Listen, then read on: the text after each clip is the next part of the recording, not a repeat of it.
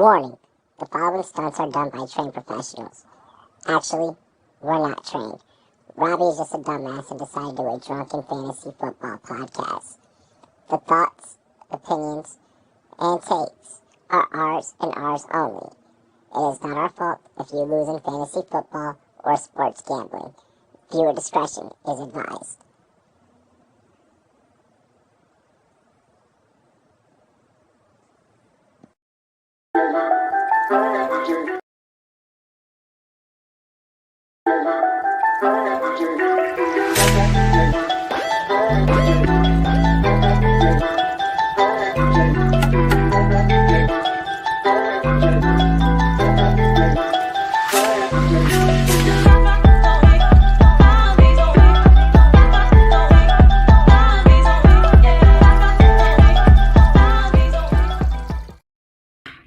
What is good, chat? What is going on? Happy Friday. It's the Rumboyz Fantasy Network. It's your boy Rumboyz Robbie. We got an action-packed show for you guys. We had to, deal with a couple of technical difficulties, but we are here. And it's Friday night. Shout out our sponsor, Shop GLD. Get your GLD just like me. You see I'm iced up doing the dime thing with the Dodgers chain. I know the Phillies just gave it to us. Let me live, let me be. Dodgers blew the fucking parlay. Only team to blow the parlay today. Make sure you guys check out the Discord. Follow us on the Discord. Shop GLD. Get your GLD just like me. Summer is coming up. You're going to want to keep yourself cool when you're sitting by the pool. The best way to do that is to ice out your neck. Take them to the yacht. Show them some of the products that we got. Hop out in Miami when I'm landing, got no understanding. Out of here, I'm burning, don't turn me on, you can't understand it. In the club, posted up, they lit up, no matter where I'm standing. Drop GLD for the Cuban link, yeah, you see it there. Might spaz out on some taller shit, no one zero tolerance. Money conversations ain't hard to relate, it's hollering. See my net, they acknowledge it, good bring her when you're not. All right. Let's go ahead. Without further ado, let's get into the cast and crew because we have a lot to cover, a lot to talk about, a lot to break down for you. Make sure that you guys turn us onto your smart TV.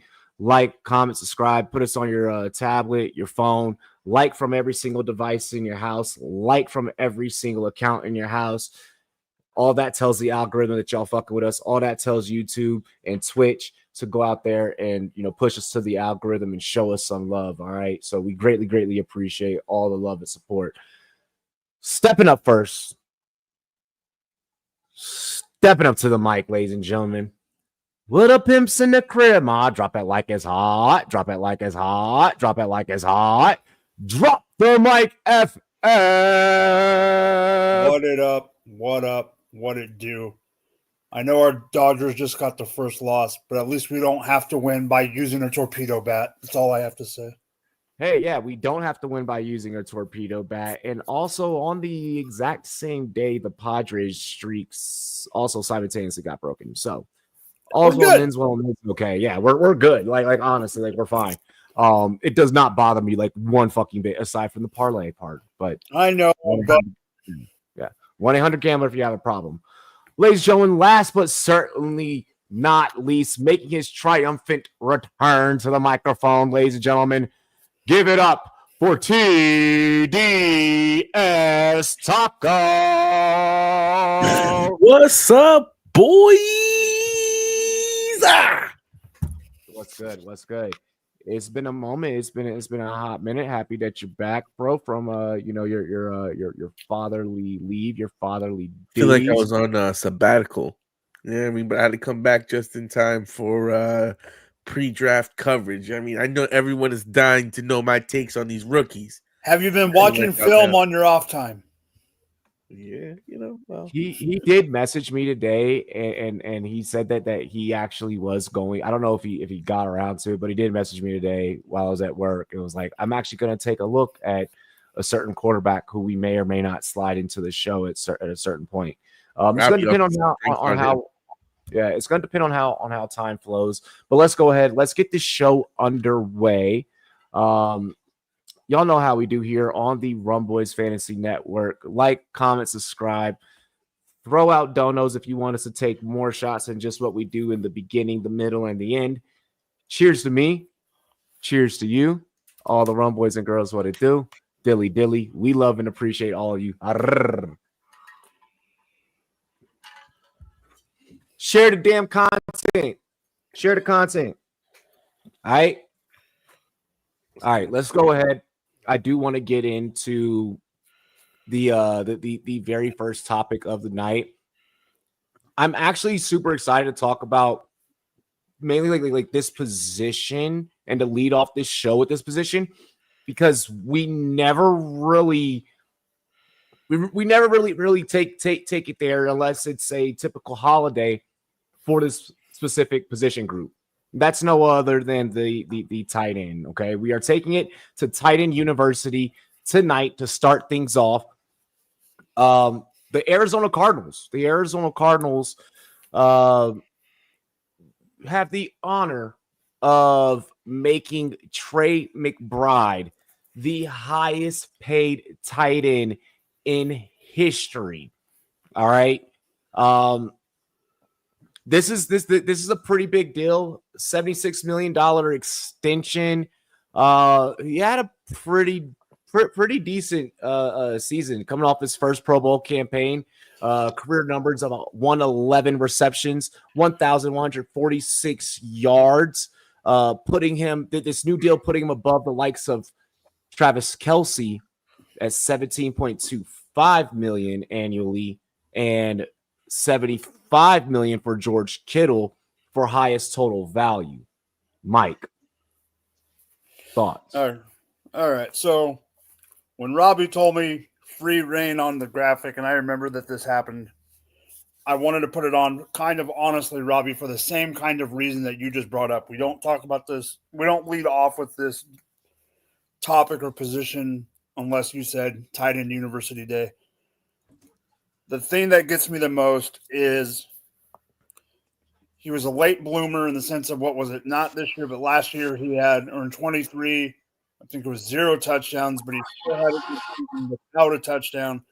Then he finally breaks out. That, like you said, $76 million value. Kittle's the only one. Kittle's the next one at 75. But then Hawkinson, the one that's crazy to me, I didn't even realize, the 4th ranked, according to Spotrac, the 4th ranked total value contract at tight end. Can you take a stab at it, Taco?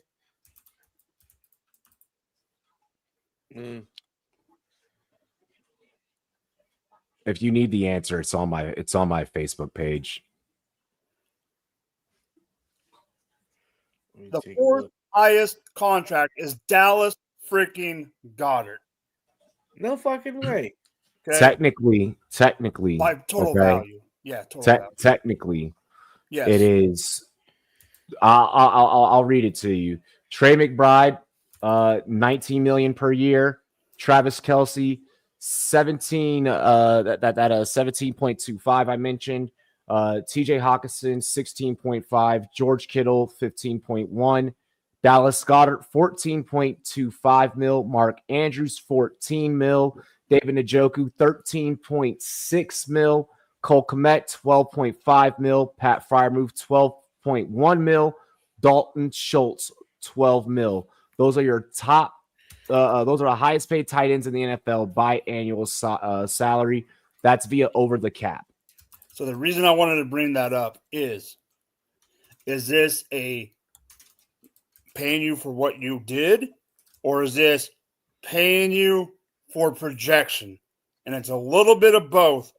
But if Arizona didn't do it now, they were going to lose out on him, and they had to do what's next. Like we've brought up with the quarterback situation when we've talked about it for years, if this person's worth it or this person's worth it. He was next, so he's going to get paid, but it just surprises me that he got paid as the number 1 in the league, and it could be a good thing for them, but it's also something that could backfire, but I don't really feel it will because they've already paid Kyler. Here's the thing. Okay, and there's that point right there was the Kyler Murray point. them already getting that contract out of the way and locking that in. They also Unlike lock in Frisco. Beecham, they also lock in Beecham on the defensive side of things, who's on his 6th season with Arizona, 14th in the NFL. So it's a unique move by Arizona because I actually credit them and I actually reward them for getting ahead of a lot of these contracts, especially because they're an organization that has issues with player retention. They usually are a revolving door. It is very difficult to keep players at an organization that is always mediocre, but something half the time below mediocre. But to that noted, what you're saying, like you're giving them credit. When that came across your feed, that must have meant that you were a little surprised that they did it, because I was, just because of what's happened in the past. I was surprised about Kyler when that happened. I'm surprised about McBride. Beecham, it just seems like he's going to become a career Cardinal, and it's going to be that. He has a lot of fucking kids, so he kind of has to. Seeing them get ahead of these types of things, unlike, let's look at the Browns. They are an organization that has player retention issues.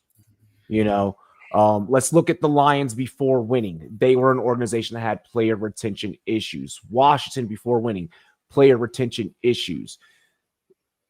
Arizona getting ahead of that and saying, you know what, we know that the grass isn't necessarily always greener over here, but we are going to retain, we're going to build, we're going to develop, and we're going to attempt to win football games, especially while the division is starting to get a little bit weaker. Yeah. I applaud them. I think it's in the right move. I think that they're sitting back saying, we're going to be patient, we're going to move methodically. Whereas you see a lot of teams do the instant gratification thing. Oh, well, this player didn't pan out. Fuck it, got to be gone. Oh, well, now we're getting down to the wire of that rookie negotiation. It doesn't matter what they've done for us. We're going to string it along and wait till the very last minute.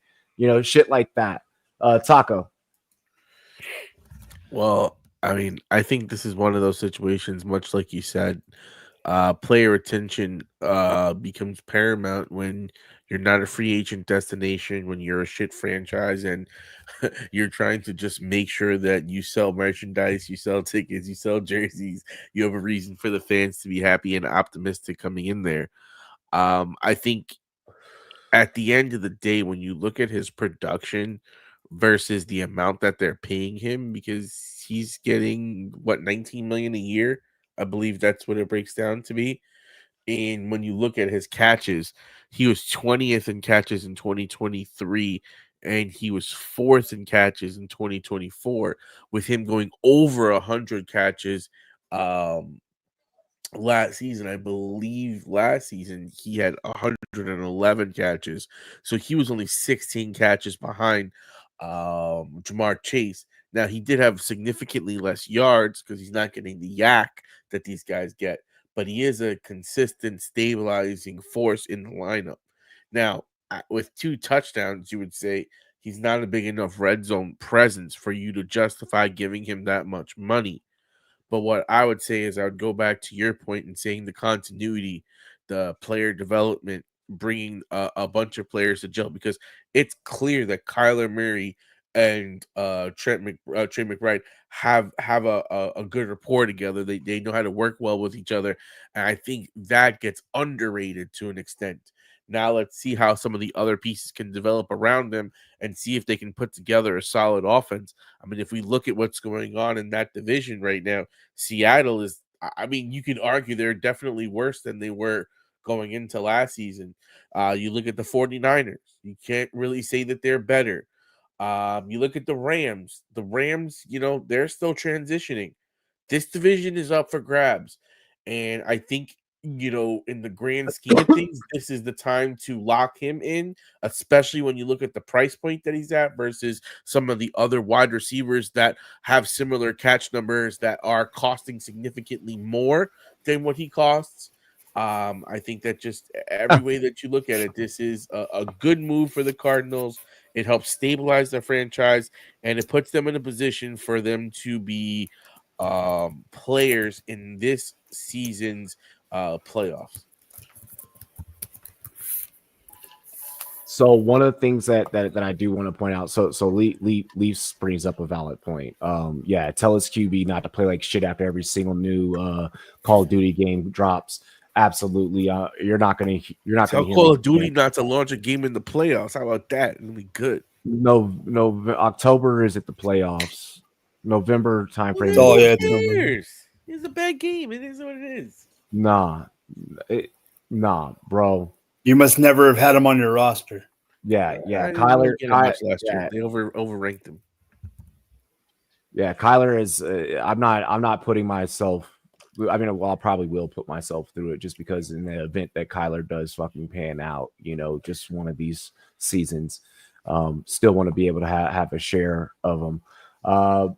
He's such a good receiving threat. Only had 2 TDs, second in yards. Dude definitely has the juke moves at tight end.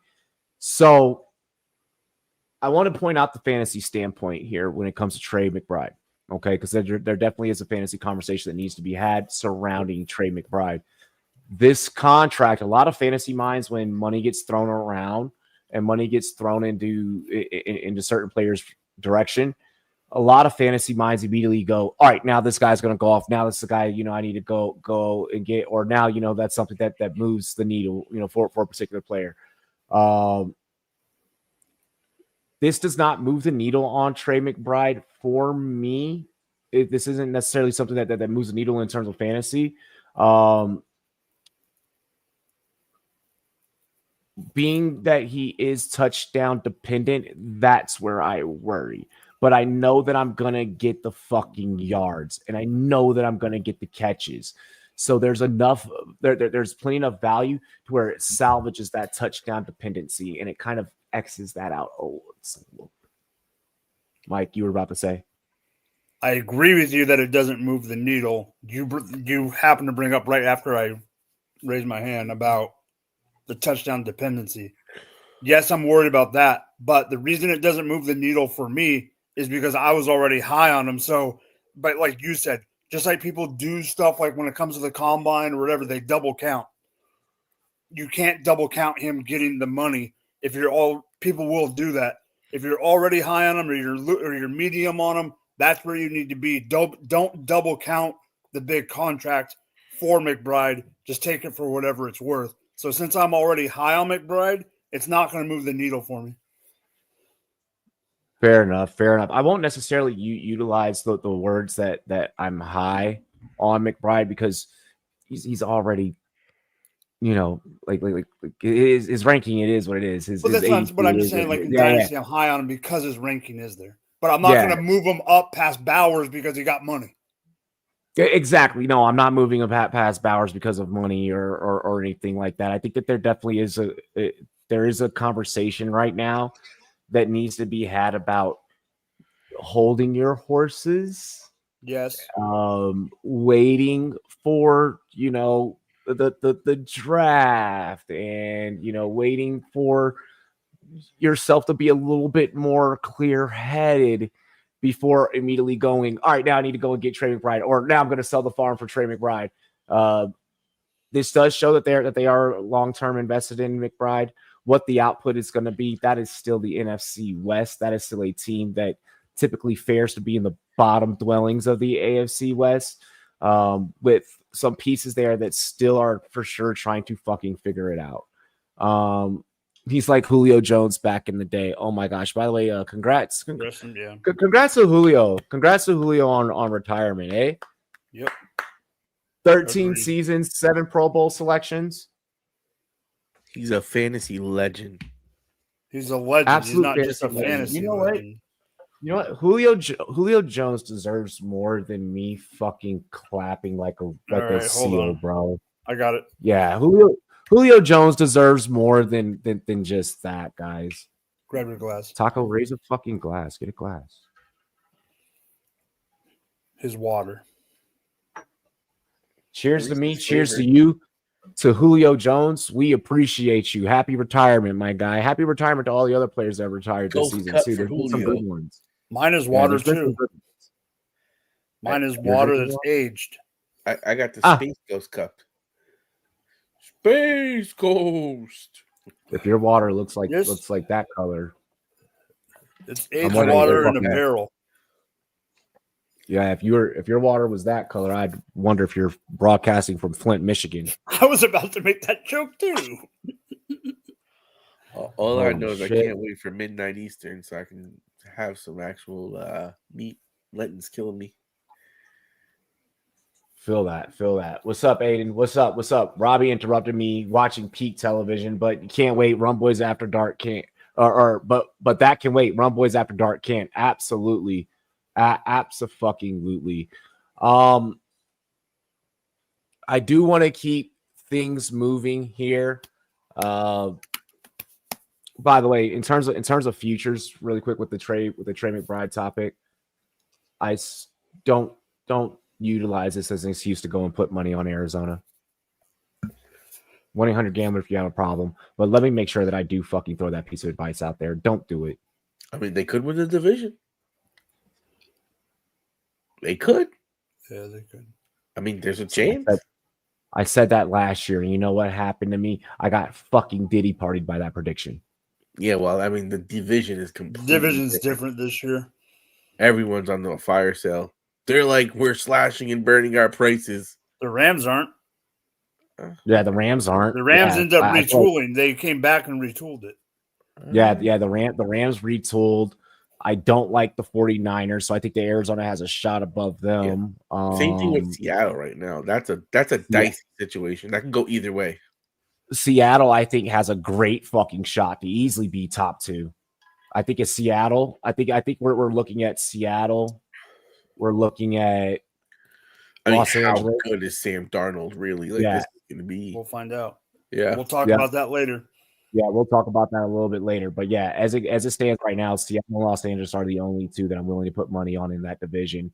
The other 2, I am so fucking scared of. Holy shit!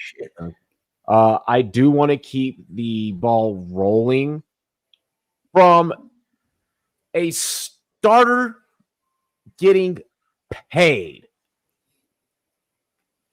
to a couple of key backup situations, a couple of key backup pieces getting moved around in the quarterback market. And these are actually quite interesting. One being Trey Lance, ex-49er, ex-Dallas Cowboy, joining the Los Angeles Chargers on a 1-year deal. And then in that same breath, Joe Milton finding himself traded from the New England Patriots to the Dallas Cowboys to be their new backup because they had now no QBs in the room behind Dak Prescott. What do we make of this? I think that there's some fucking there's some static starting. There's some fucking smoke starting on this one for real. Not necessarily on the Trey Lance, but that fucking Joe Milton one. Taco, take us away. Well, I think first we got to start with Trey Lance. Woof! My man definitely left a mark. And the mark that he left is the skid kind. Because, oh boy, was it bad. Like, you thought that this would be your shot, buddy. Like, you would. Taco. Uh-huh. Ready? Jerry did something! Jerry did something, Yay! guys! Woo! Go Jerry! Yay! All in! It's Jerry. Oh, Jerry. I think if this is not the biggest indictment that Trey Lance will never be a starting quarterback in the NFL unless it's for like a game. Like, yeah, we need a replacement for the game. Go ahead, Trey. But no, he will never have a chance to be a full starter.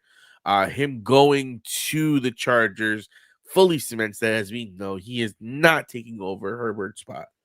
Then when we look at the Milton trade, I think everyone goes, oh shit.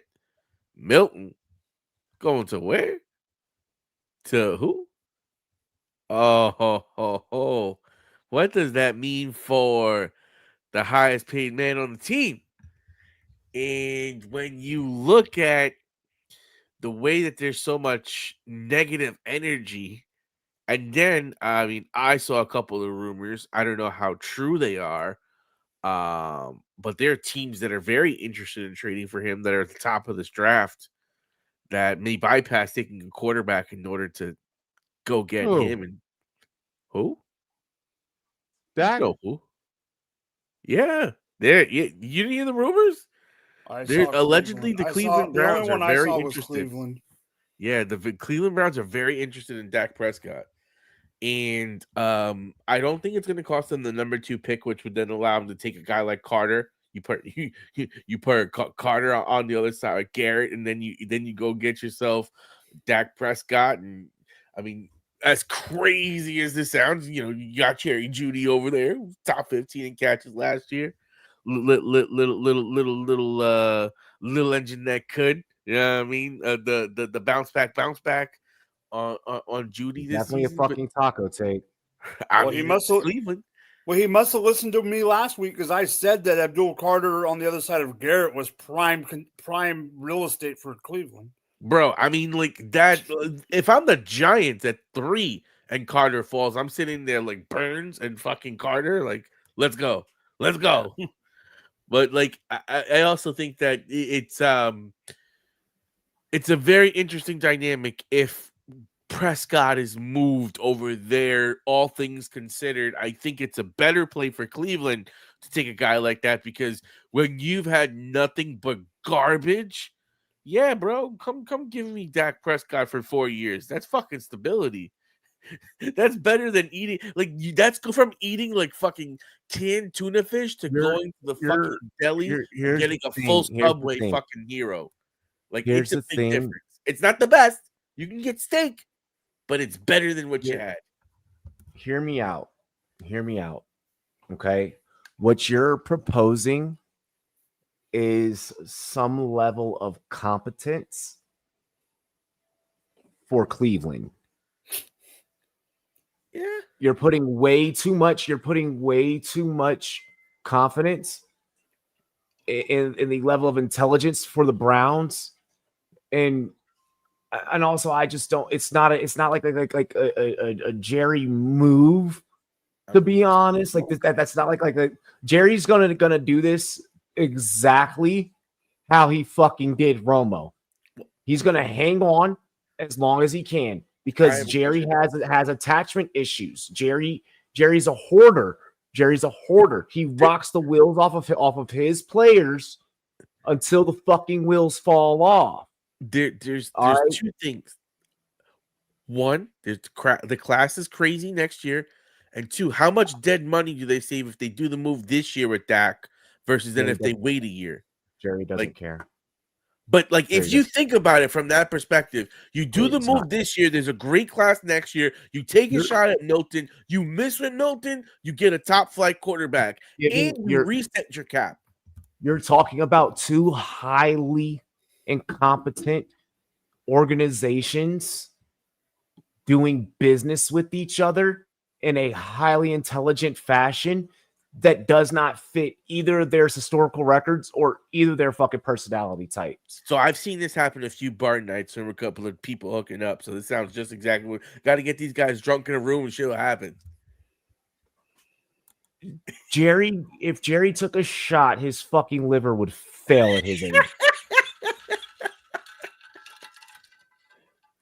Like, come on. No, I don't know. Well, that's what you got Steven for. Yo, Steve, take that shot, buddy. Like, don't get me wrong. Like, I mean, it's a hot take. It's a hot take. It's definitely some click worthy shit. I'm not gonna completely shit on it how I normally would with a lot of your takes, but that's one of those pipe dream too good to be true things. Lance, what a bus. Bitch, I'm from Texas, but we still riding swings with diamonds in our necklace. Put drink inside my lemonade till it look like Pepsi. Hey, shout out to Big X. If y'all have never seen Big X Plug live, like I recommend it. Homie, for a big dude, homie was rocking that stage. You know what I'm saying? Homie got stage presence. He can rock a mic. Huh? Lil Nas X, is that who you talking about? I said Big X the Plug. The fuck? He can't see, so he has no idea. He has no glasses on. Bruh, hey, like he can't hear either.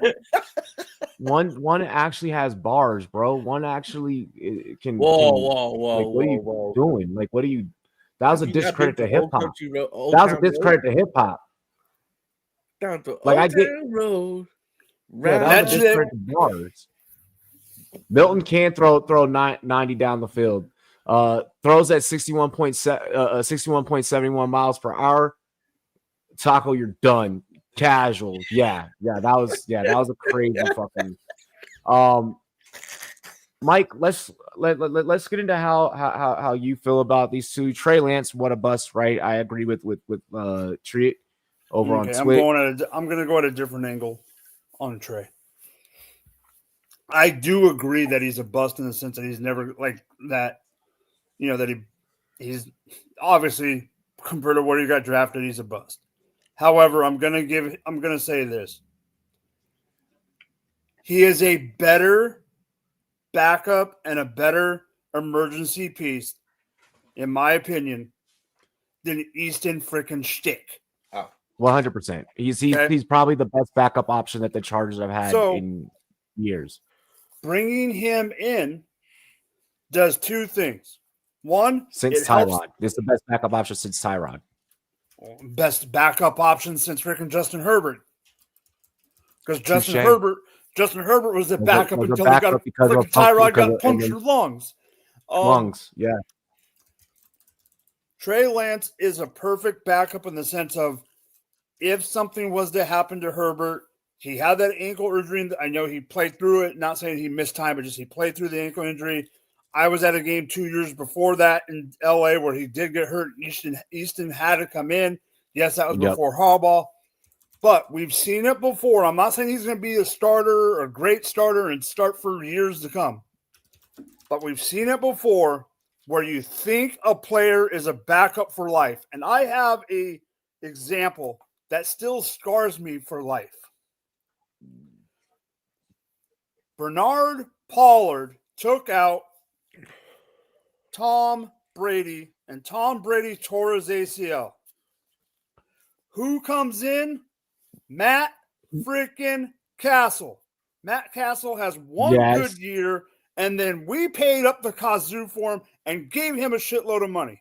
I'm not saying that's exactly going to – I'm not saying Herbert's going to get hurt, but all I'm saying is I think this is the best option for for Lance in the sense that he has a guy in front of him. But if something did happen and they were able to flip him for anything, 4th, 5th, don't matter, that is a plus move for Harbaugh, and that is something that he's one of the few coaches in the league that would be smart enough to do that like the Patriots used to do when they turned Jimmy and they turned Brissett and they turned freaking Castle and got value out of that position. That's why I'm bringing that up. Okay. When it comes to Milton. The real topic at hand. When it comes to Milton. Motherfucking I heard there were teams that were willing to pay more. Hear me out. I'm going to throw out a fictional QB comparison and tell me if I'm right. Oh, Lord. Joe Milton is the black Alex Moran. BMS, Blue Mountain State. I know. Alex started off as a backup and did nothing but want to be a backup QB, then eventually got thrusted into the starting job and then started to fucking rocket. I mean, he reminds me of Joe Milton beat Alex Moran. Is Joe Milton black Alex Moran? He reminds me of, I'll be honest, he reminds me of every other goddamn New England Patriots quarterback besides Tom Brady. Jimmy G. Not saying Brissett had a great career, but I'm just saying Brissett, had some starts and whatever.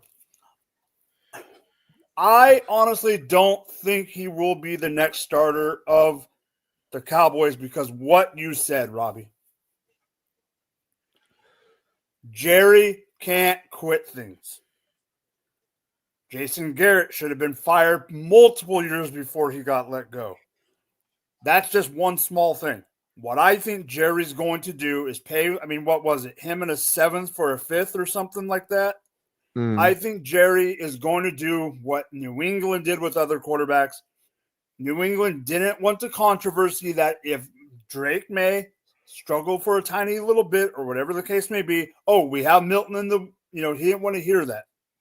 Patriots didn't, Vrabel didn't want to deal with that as a first-year coach for the Patriots. I think that he could start in the NFL, but I think he will be turned and burned again by Jerry, and Jerry will trade him eventually for more value. Look out for a team like the Dallas Cowboys could trade him to a former coach of the Dallas Cowboys who was down in New Orleans. If Rattler or something doesn't pan out this year or next year and they don't get a quarterback next year, could Kellen Moore, who has a relationship with Jerry, go to Jerry and say, hey, I'll pay you and get more value than the fifth? Depending upon how next year's draft with the QBs look and so on and so forth. Yeah, I could see that. Say Dak misses 3 games. Joe goes out and goes 2-1 with average 270 and a touchdown or 2 touchdowns. His value is going to go to a third right away. And Joe Milton, given his talent level, could realistically do that. And he needs to learn behind a veteran, not Drake May. He does need to learn behind a veteran. He could have also even possibly, in my opinion, if it wasn't for them having Drake May, could have started games for the New England Patriots and probably have put up similar or close to Drake May. So I'm honestly super interested. Should anything happen to Dak Prescott, God forbid, should anything happen to Dak Prescott, oh my gosh. I think the Cowboys actually, they have their guy.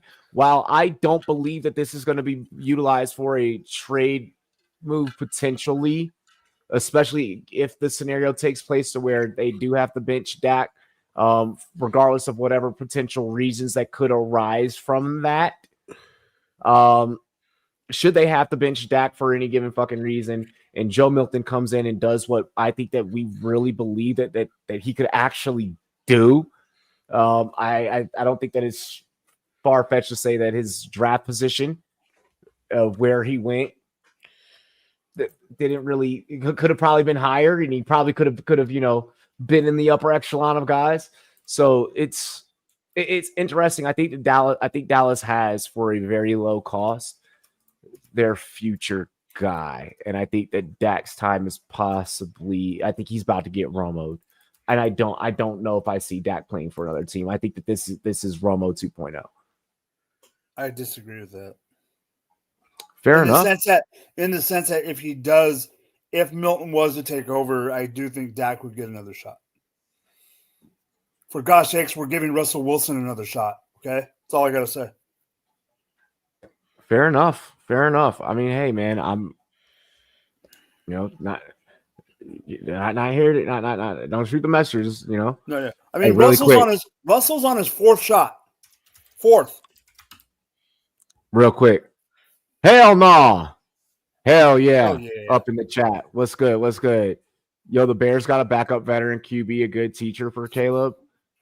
They got Case Keenum. Case Keenum it's all right. I mean, I like Tyler Badgett in the sense that Tyler does more of the kind of stuff that Caleb can do. I hate when teams have backup quarterbacks that do zero of what the starter does. Yeah, I'm not as much in on it as maybe some other folks. I know that does have Case Keenum does have a fan club out there. I'm not one of those. Fuck the wow, or trying to play hard defense. Spencer Knight, Vinzia candidate, preventing Ovi's record-setting goal. Hey, Ovi has tied it up. He has tied it up with Gretzky. I guess now's a good like Eagles wanted Milton. Back to the San Antonio Brahmas. I'm dead. I guess this is a perfect time as any to kind of bring it up. Speaking of Alex Ovechkin, speaking of Wayne Gretzky, we kind of talked about this before, but it is now officially tied up at 894 goals. What are our thoughts? Is Ovi is when Ovi does this? Is this Ovi goated? Is this now the new age goat? Our generation's goat? No. Period. Do you want to say he's the greatest goal scorer? Possibly, but he's not the GOAT. Are you making it akin to the whole LeBron, Kobe, MJ conversation? Wayne Gretzky has 2,857 overall points, goals, and assists. Ovechkin has 1,616. Let's not even get into the championships. I'm not even getting it. I mean, he has that many less points. Yeah. He is if you want to say he's the greatest goal scorer, I'll give you that argument. But overall player, no. Like Matt, what's good, bro? Dilly, bro. You can't even bring it into the conversation in the NBA, which, I mean, when you bring it from an NBA perspective, I mean, no disrespect, but you can't even put Kobe in that situation. Like, Kobe's not even on that level of those other two guys. Like, at least Ovechkin can say, like, Ovechkin has more of a claim than Kobe has a claim. I disagree with you there.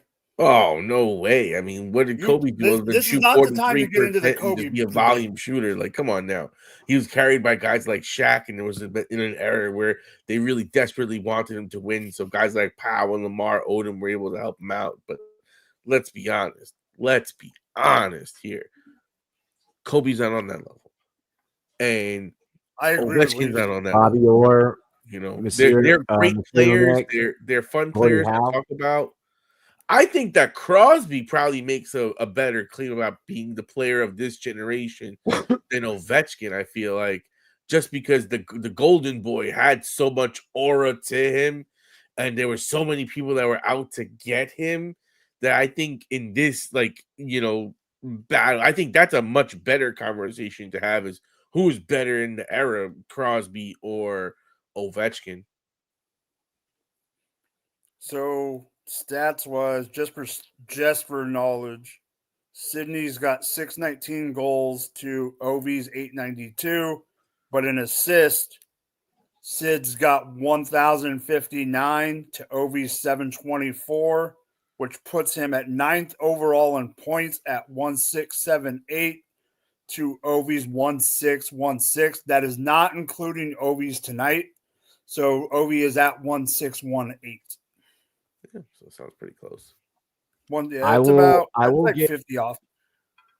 I will give Crosby the Stanley Cups. Like that I can definitely grant. I mean, what he has 3. Yeah, he has 3 Stanley Cups to Ovechkin's 1. Mm-hmm. 2009, 2016, 2017 for Crosby, 2018 for Ovi, kind of came right back, that year. It's funny that they honored that team tonight. It happened that they had it planned. Yeah, they did. Because they had TJ Oshie, they had Braden Holtby, they had them before the game. Yep, Holtby was him. Yeah, Holtby that was one of those years. Yes, you had Ovi, don't get me wrong, and you had Oshie, but it reminded me of the 2014 Kings, and one of the years was the Blackhawks. I think it was Corey Crawford, where the reason the team won, and Leafs can attest to this, when you in the playoffs get a hot goaltender, it's the best medicine. And Holtby was standing on his dome for that team that playoff, and it was the same thing. Like Gretzky also has more cups too. Oh, okay. I'm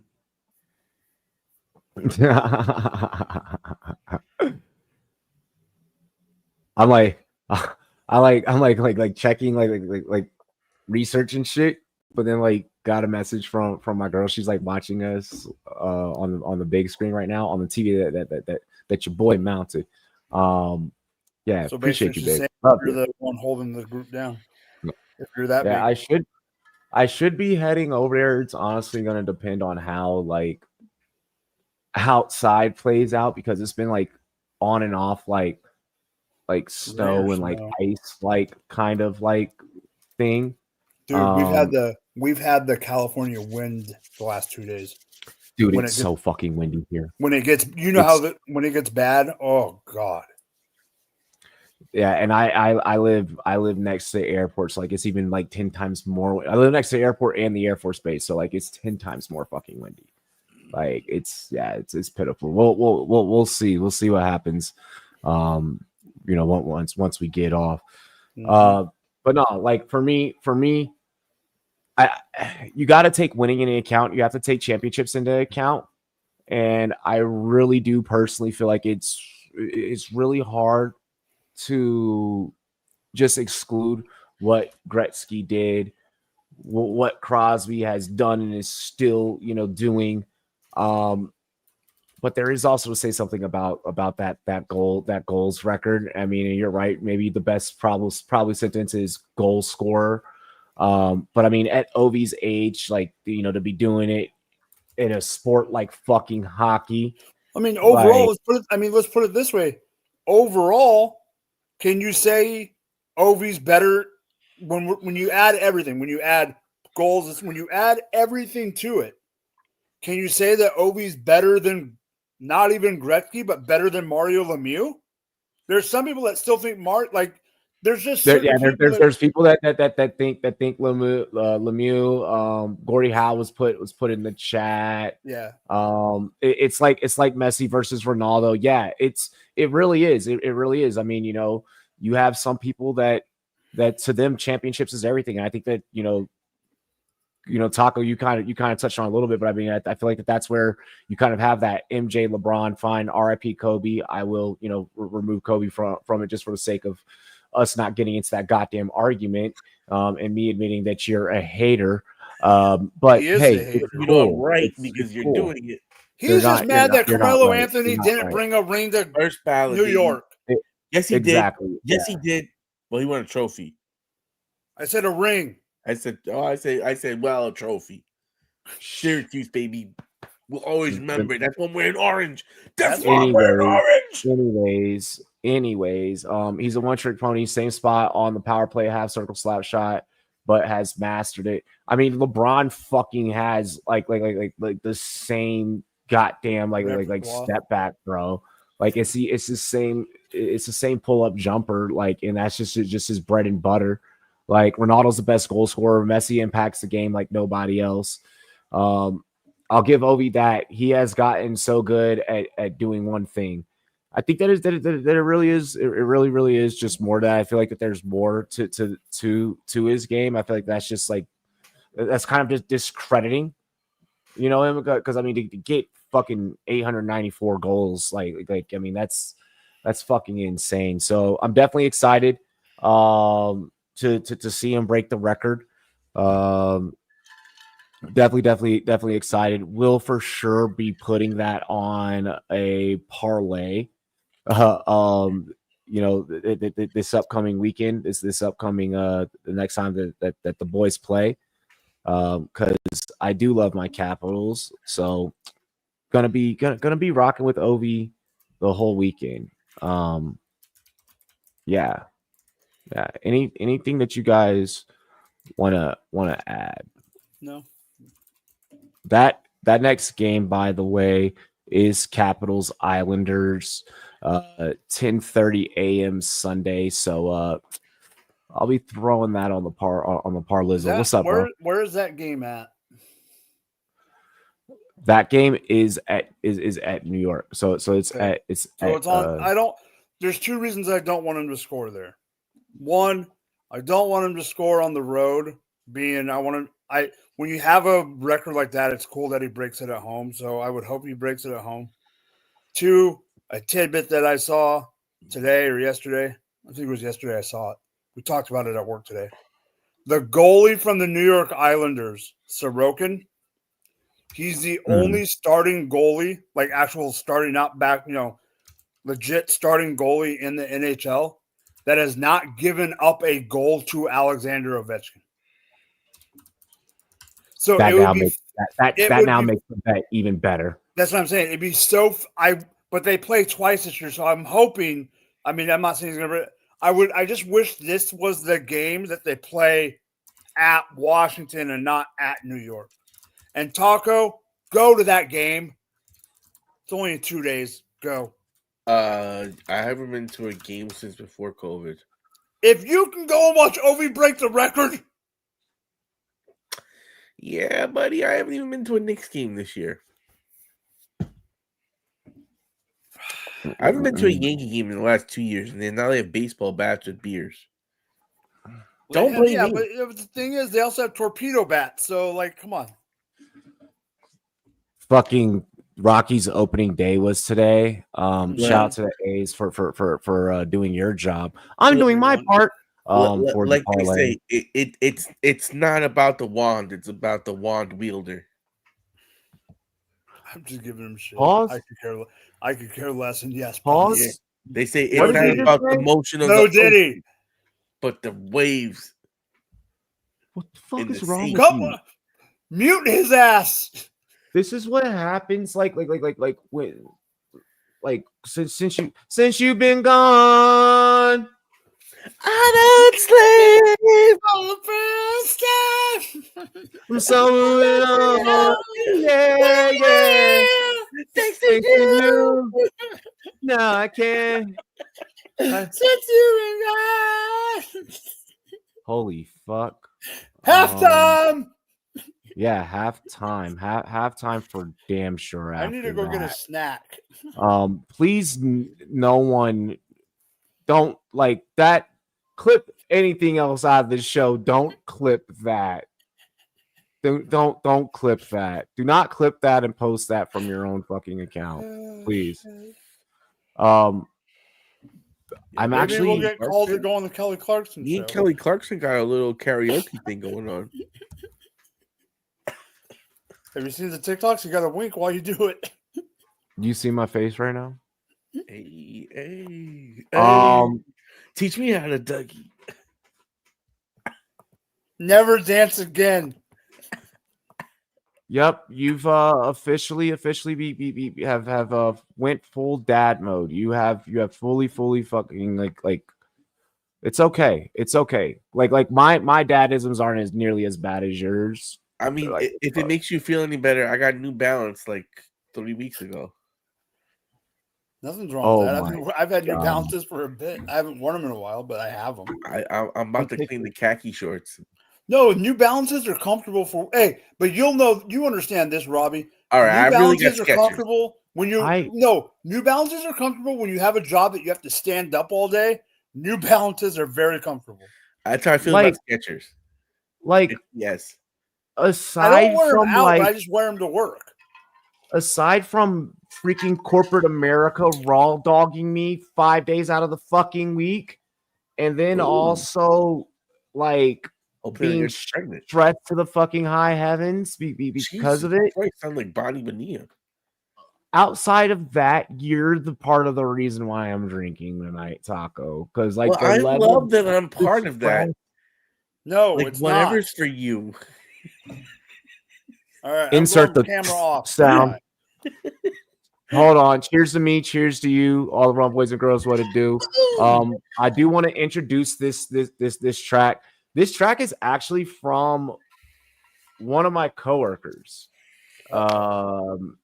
This whole album, like it's from one of my coworkers. It's the homie representing Atlanta, Georgia, the dog COK. This track is called Money Mission off of his brand new album, Funny How Things Change. You guys can check it out on Apple Music, Spotify, and YouTube Music. I'm gonna be honest, homie, just like you cannot tell that homie just started rapping a month ago, and he's really fucking good. So like, I really hope you guys enjoy it. Check it out, Money Mission by the homie CEOK out of Georgia. Let's get it.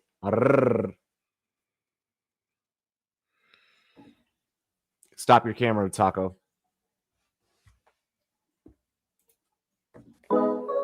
Yeah, no pressure. Funny how things change.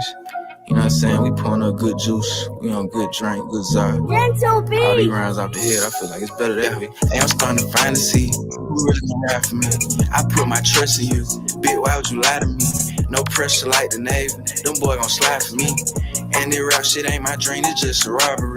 I got 20/20 vision. I'm on a money mission. I'm on a money mission. I'm on a money mission. I got 20/20 vision. I'm on a money mission. I'm on a money mission. I'm on a money mission. Hey, you supposed to be my baby. Why you switching on me? You must don't see the vision. We finna get these means, and you my big cousin. Why you dissing on me? That shit that hurt my feelings. That's why I keep my distance. And I'm starting to see it clearly. Who really gonna ride for me? God forbid something happen to me. These niggas, they ain't gonna slide for me. I'm thinking about Kiana.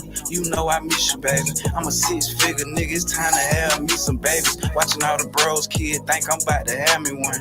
Praying God bless me with a healthy daughter or a son. Life be life, homie. Hey, why would you wife for homie? I one night a homie.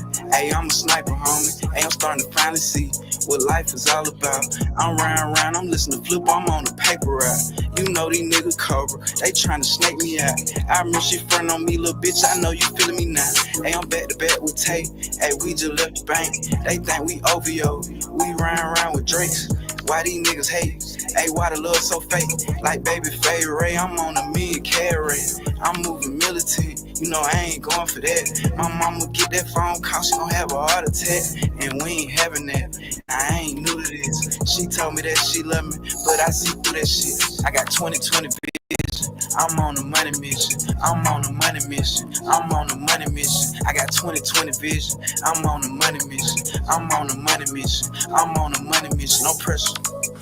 It's like, it's kind of a good thing and a bad thing. It's a good thing and a bad thing at the same time, because by not giving a damn, you don't care about nobody down you. You don't care about nobody supporting you, helping you, know, none of that. So it give you this fire to make you just go blaze and go do whatever the hell you trying to do and be the biggest and the best at it. Hop out in Miami when I'm landing, got no understanding. How to hear I'm burning, or turn me up, you can't understand it. In the club, posted up, they lit up, no matter where I'm standing. Drop GLD for the Cuban link, yeah, you see it there. Might spaz out on some taller shit, no on zero tolerance. Money conversations ain't hard to relate, it's hollering. See my neck, they acknowledge it, good bring her where you're not.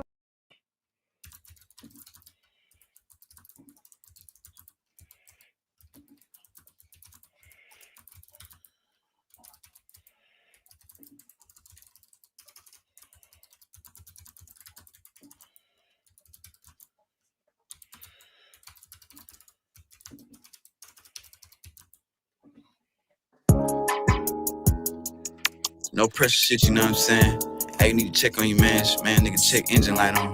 Man's looking bad, you need to throw that nigga an ounce or something. Nah, for real, no pressure, yeah. Hey, run that check up, run that check up, run that check up. Run that check up, run that check up, run that check up. Hey, run that check up, run that check up, run that check up. Run that check up, run that check up, run that check up. Hey, I'm chasing paper, baby, I might break my ankle, baby. Hey, fuck a hater, baby, I'm ballin' like a Laker, baby. Hey, run that check up, run that check up, run that check up. Hey, run that check up, run that check up, run that check up. No pressure to labor, baby, you know that we got messed up. CEO, I signed myself, I told them boy to catch up. When that pack touchdown, we get a touchdown like Pacheco. All my diamonds, VS Bay, I'm never scared of the diamond tester, yeah. Free flowing shots, come vote for me, I'm like the mayor, bae. 3 trap spots, me tan pint, we having flavors, bae.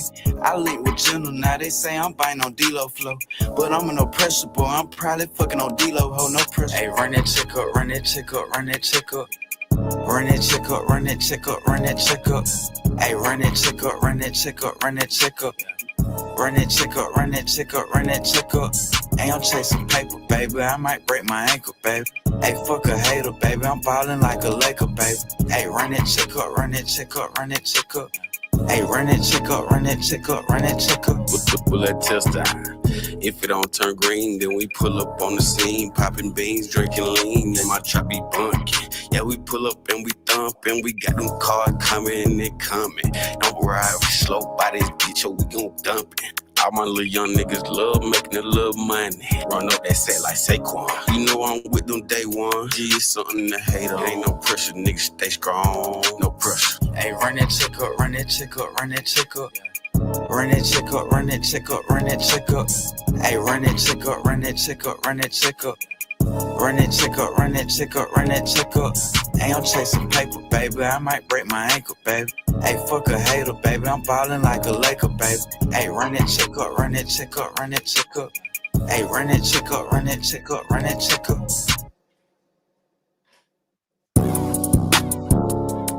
No pressure. You did.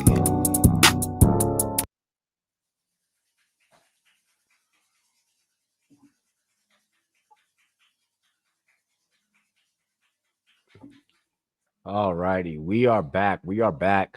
Shout out to the homie CEO K, bro. Like the bars is really magnificent, and like the flow is just so amazing, bro. Like homie really, you know, he wanted them once. He wanted them ones, and he on a come up, man.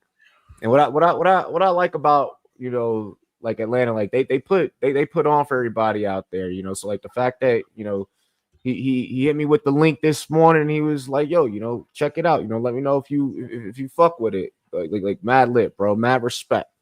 We just waiting on Mike to get back. Taco, how you feeling, bro? How you doing? I'm feeling like the negative aura god. Yeah, this shit was fucking hilarious. It goes, Taco has no aura. Taco has a negative aura. That's damn, bro. We need to get you to start aura farming for real. That's some shit that he hasn't gotten on yet, bro. That's the reverse aura energy. You know, me and Naruto, that's some crazy shit. Shit, I feel it. Drop the fantasy football guru morning routine. I am dead. We are going to be getting into some fantasy talk here shortly. How you feeling, Mike? I feel good. I feel good. Na-na-na-na-na-na. I knew that I would. Na-na-na-na-na-na. I feel right. I sure is fine. Na-na-na-na-na-na.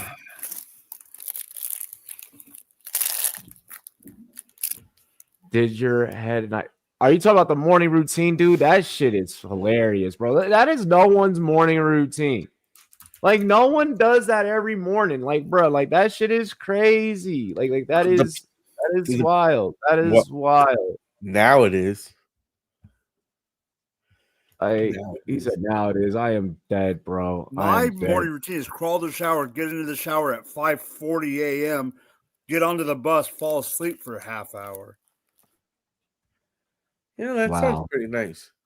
Minecraft over the new Snow White is apparently the lowest rated movie in Rotten Tomatoes history.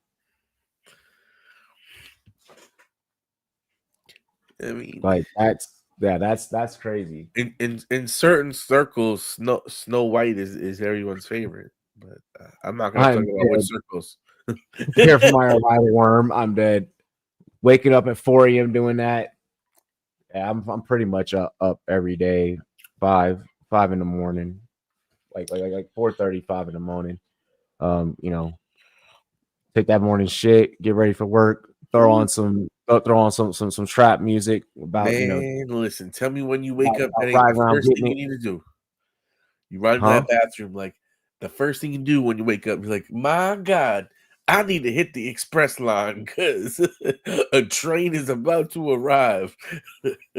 You're wild. You're wild. All right, let's get into it. Cheers to me. Cheers to you. All the Rumboyz and girls, what it do? Dilly dilly. We love and appreciate you. Let's get it. Arrrr. All right. So we are going to keep this thing rolling. And I'm going to ask you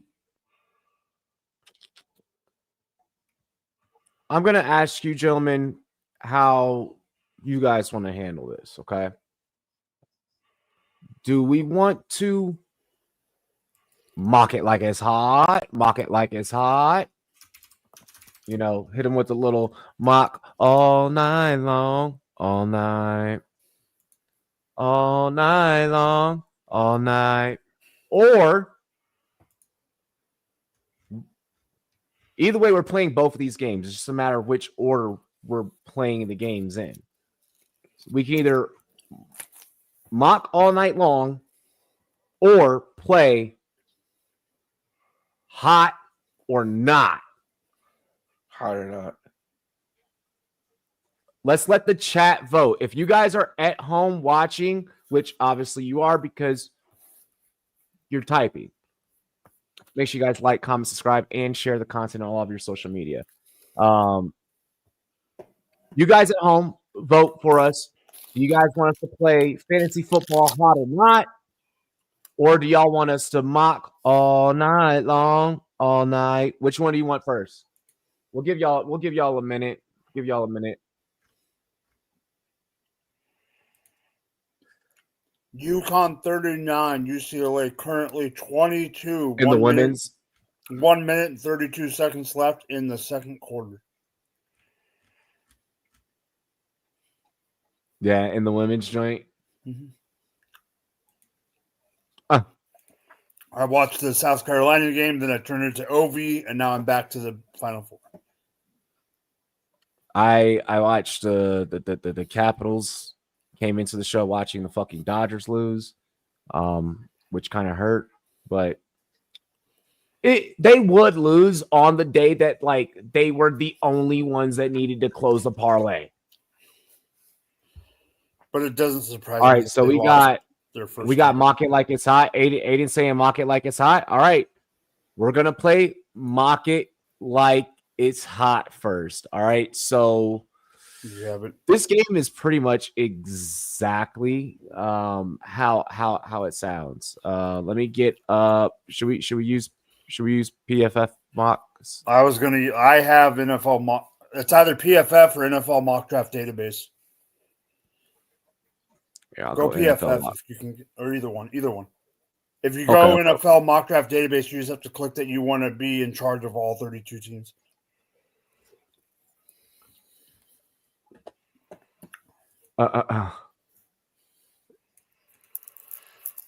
Give me just 1 second. We are going to go all here. Let me go ahead and share screen.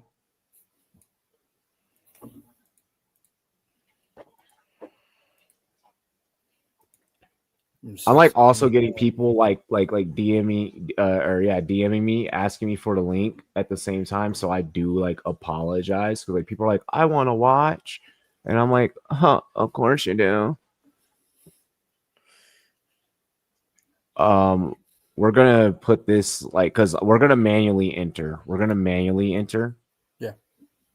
So I'm putting that on super slow. That's why if you click all 32, then you're the one that. Alrighty, so right now, we're gonna be starting. We are on the clock as the Tennessee Titans. You know who I go with. Do I? Yeah, we've talked long enough about this pick. Me and you personally. Taco, who do you think goes first overall? I think it's easy. Cam Ward. Okay, so we're all Jalen Noel. I am fucking dead. Y'all are hilarious. My goodness. Wow. All right, so we're all in on Cam Ward to the Tennessee Titans, huh? Mm-hmm. Number 2 is where the draft starts. Leafs, if you could, this would be a good time to like kind of like prepare up for some clips and stuff like that. It's definitely a good time. So number 1, Cam Ward off of the board. We now move on to the Cleveland Browns. According to PFF, they have a need for quarterback, running back, wide receiver, tackle, and corner. Taco, do you want to go first for the Browns? Sure. I think that the Browns, in this situation, if you're telling me right now today, no trades, it has to be Sanders. It just has to be Sanders. But knowing them and the dumbass shit that they like to do, I think they end up going Travis Hunter. Okay, so you're thinking the Browns go Travis Hunter. Mike, what are your thoughts? And then I'll chime in as well. I think it's Shador or Abdul Carter. So you're thinking Shador or Abdul Carter. Okay. This one here is tough for me. Okay. Following what New York did last week, and then also just Cleveland going in and putting money towards Myles Garrett, like that's, to me, that's like, hey, like you had to have told Myles, we're doing move A, B, and C throughout the draft. We're gonna start winning football games. We promise. We got you. I personally am underneath the impression that Myles believes that if Myles would not have signed that if there was some caveat of get Watson the fuck out of here, or get a security blanket for Watson, or Watson's not it. I'm going to throw this out there real quick because Taco hasn't been here for a few weeks. I still think there's an outside chance, depending on what ayahuasca smoking dumbass does, that Kirk Cousins is on either Pittsburgh or Cleveland. So that could determine what they do with Shador. So I agree with a perspective of Kirk Cousins to Cleveland. Who was the other one that you said? Rodgers. No, I think depending on what Rodgers does, if Rodgers decides to hang him up, I think Kirk has a better chance of going to Pitt. If Rodgers goes to Pitt, I think Kirk has a better chance of going to Cleveland. I also am of the belief that they will probably make a move for a guy like Dak, maybe. And when you I don't think that's happening. That's just you're giving way too much credit to two incompetent. You look at it, it's wide receiver and quarterback that they need. You essentially get two players in one with Hunter. I feel like that at two. I don't like the landing spot for the player. I do think that they go Shador. Okay, that's fine. Because that sets me up for what I think Taco's team is going to do. And I want to go first on that one because I have a very strong opinion on that. I mean, if they go Shador, I would hope that the Giants would trade back. Oh, okay. I honestly, the thing with Shador is I keep debating between, I think there still is a realm of possibilities that New York still goes after him and says, fuck it, and we're just going to have this crazy QB room.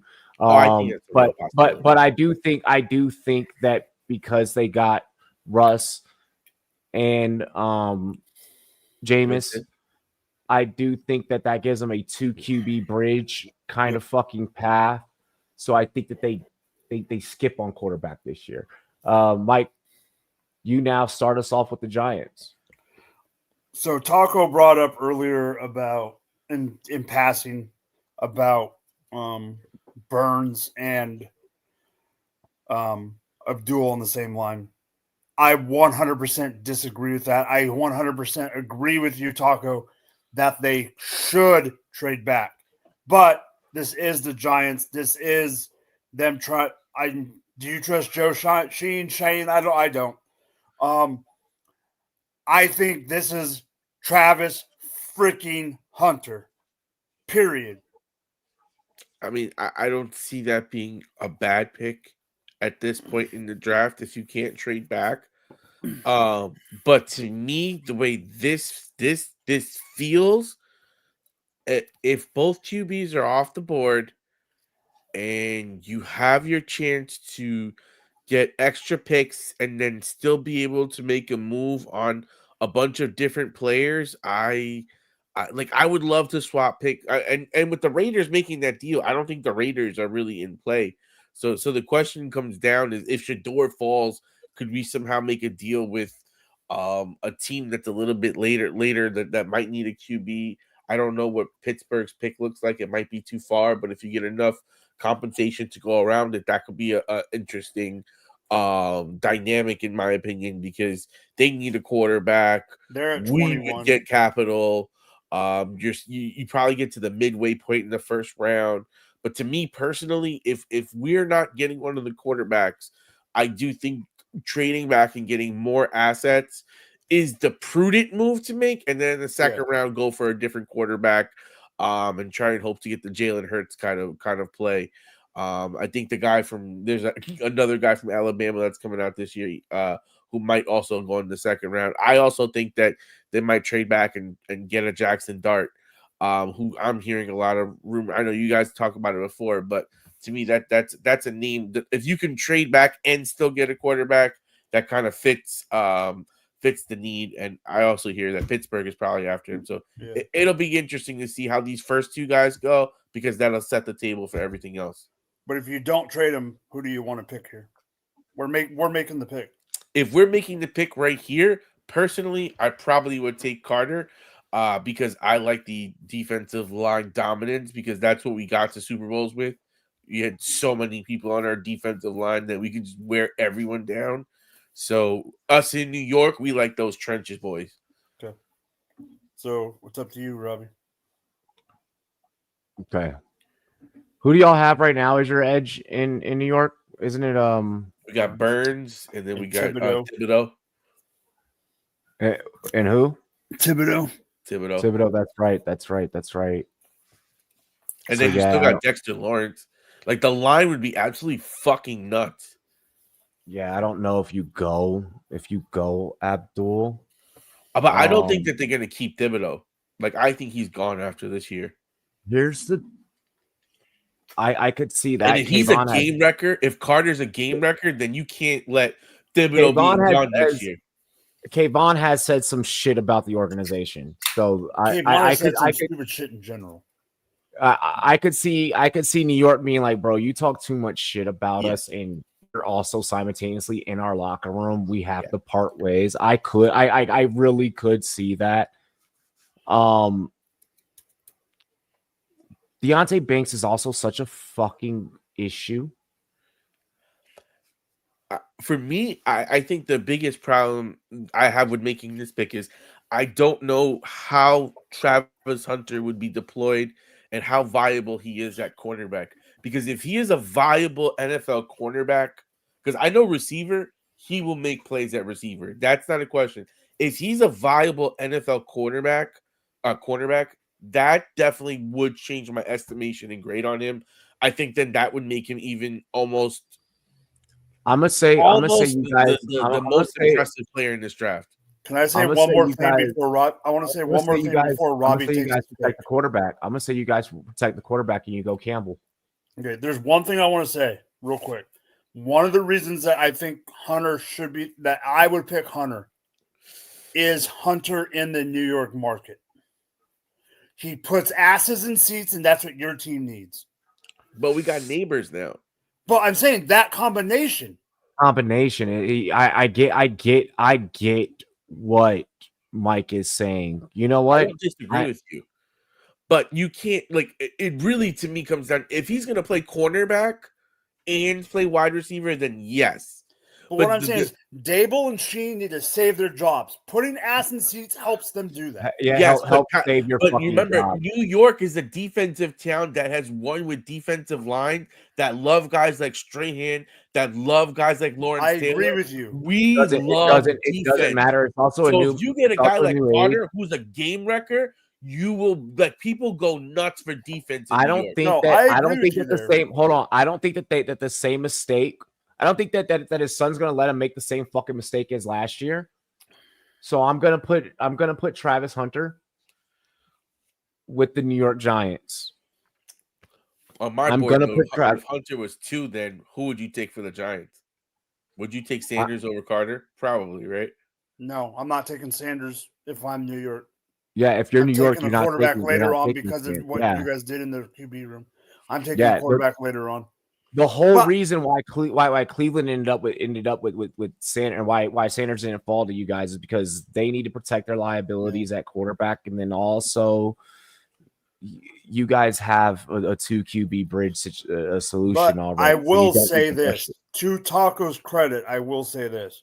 I 100% agree with you that if Sanders goes at 2, the right move is to trade back. But in this practice, if it's not, to me, it's Hunter we're not including trades. We're not including trades. So yes, I agree with you. But I guess the question that I have before we go real quick is, do you think he's a viable NFL cornerback? Yes, I think that Travis Hunter is a viable football player in the NFL, period. There are certain people that are just football fucking players. Travis Hunter is one of them. I'll say this. I know you don't watch I know you don't watch college football, and it's not a knock, it's just a fact. But my point is, he won the Biletnikoff and the defensive player of the year. He won the best wideout and the best DB. He's literally been doing this since a jit. So his fast switch muscles are fucking insane. With us, we gave you something that I don't think that very many people are really mocking. We just gave you a fucking godsend. And I think even because if we just gave you a threat opposite of neighbors, but then we also just gave you a corner because Deonte Banks can't fucking do shit. They signed the guy though. Get burnt. They signed besides getting burnt. Yeah. All right, Patriots. Who do you think, Taco? I mean, there's already been too much talk about it. Oh, no, it's Taco's turn. Whose turn is it? It's yours. Yeah, there's no way that the pass rusher gets past here. So I would definitely put Carter here because I've heard way too many good things about this guy for him to slip out of the top 4, top 5. I agree. It's definitely doable, but I do agree. So let's just lock in Abdul Carter. They need a presence, even though they don't have it listed here. They do need a presence on the line and an edge rusher. Edge rusher is probably the second most important position in the game. I mean, when you really think about it. Yeah. Normally, I would have said that New England would have been happy to have Travis fall to them, or either been happy to go Tet. But with Diggs being there now, you're not in a rush to go and get Tet. Nope. So I'm gonna lock in Abdul Carter because that the Diggs arrival did change that situation. Yep. It's the Jags. I do think the Jags go Tet. I don't. I think they go Mason Graham. You think that they go Mason Graham? I think Tet saying he doesn't watch film is going to hurt him. I think that shit fucking hurt him bad. Honestly, bro, no. I honestly that move Tet. I'll probably publish my rankings middle of the week this week. I have an that opinion moved in a minute. down my rankings. Yeah, I have an opinion in a minute. But I say it's Mason Graham. You know what? Or Taco, how do you feel? How do you feel? I'll let you chime in. I mean, I think that it's kind of a shit situation for them because you would They really do need a tight end. You would really think that they hope not that yet. one of the other top 4 players somehow fall to them, but I think you probably sort of solidify the offensive line and There's plenty of fucking talent available. Will Campbell. go back up to the top. But he could go. But I think he's saying you could go Will Campbell here, and I would be. I'm picking Mason Graham, but I don't hate because it they have. Hold on. They have Josh Hines and Trayvon Walker. So they have enough defense on the line. You want to get like Trevor Lawrence and that run game going. So I probably think you would go with a offensive lineman here, just from the standpoint of you're not moving off of Lawrence, and the only thing to help Lawrence right now, when you have guys like Thomas already, is someone that can give him more time back there. So I probably go with Graham because the goal will be Greg Campbell, to be great there. Not good, but great. You need great protection. So I think probably there, but this really depends on talent. Like if Mason Graham is a legit talent that you see as like, wow, he's a better player on my board, then I would take Mason Graham, and this is where I defer to you guys based on their talent. Because I do see that he's a little bit higher here. I don't see them taking the wide receiver. I think it's a bit early to take wide receiver when there's some primetime positions available. I love your take and your perspective. And at first, like I ain't go front. Like for a moment, I was about to just lock in like Campbell there because you were making a great point. But then the Jags fan in the chat did come in. Hey, yo, we just signed 5-0 linemen. We're not doing that. So I do lean a little bit more towards Aiden's take there. But he does also mention, I almost promise you it's Graham or Genty. No way it could be Genty. You can't take him at 5 when you already got ETN on that roster. And that's why I'm not gonna go Genty, because I do think that they try with the lineman that they re-signed. I think they try and say, okay, hey, let's try and give ETN another shot. It's kind of a 1 foot in, 1 foot out with the ETN kind of situation. So I am gonna lock in Graham. I am gonna lock in Graham, given Aiden and Mike's takes. I know that you guys don't like ETN, but I do have to take into account that it's the NFL, and this is a very deep running back class. Yeah, it's where you don't have to. Genty would be a luxury, but you don't have to go and get that. You know what's crazy? I remember when everyone used to tell me you can get a running back in the 5th, in the 6th, in the 7th. You get him unsigned. It doesn't matter. So like it's like feeling everyone's like the pendulum is shifting. You also hang on.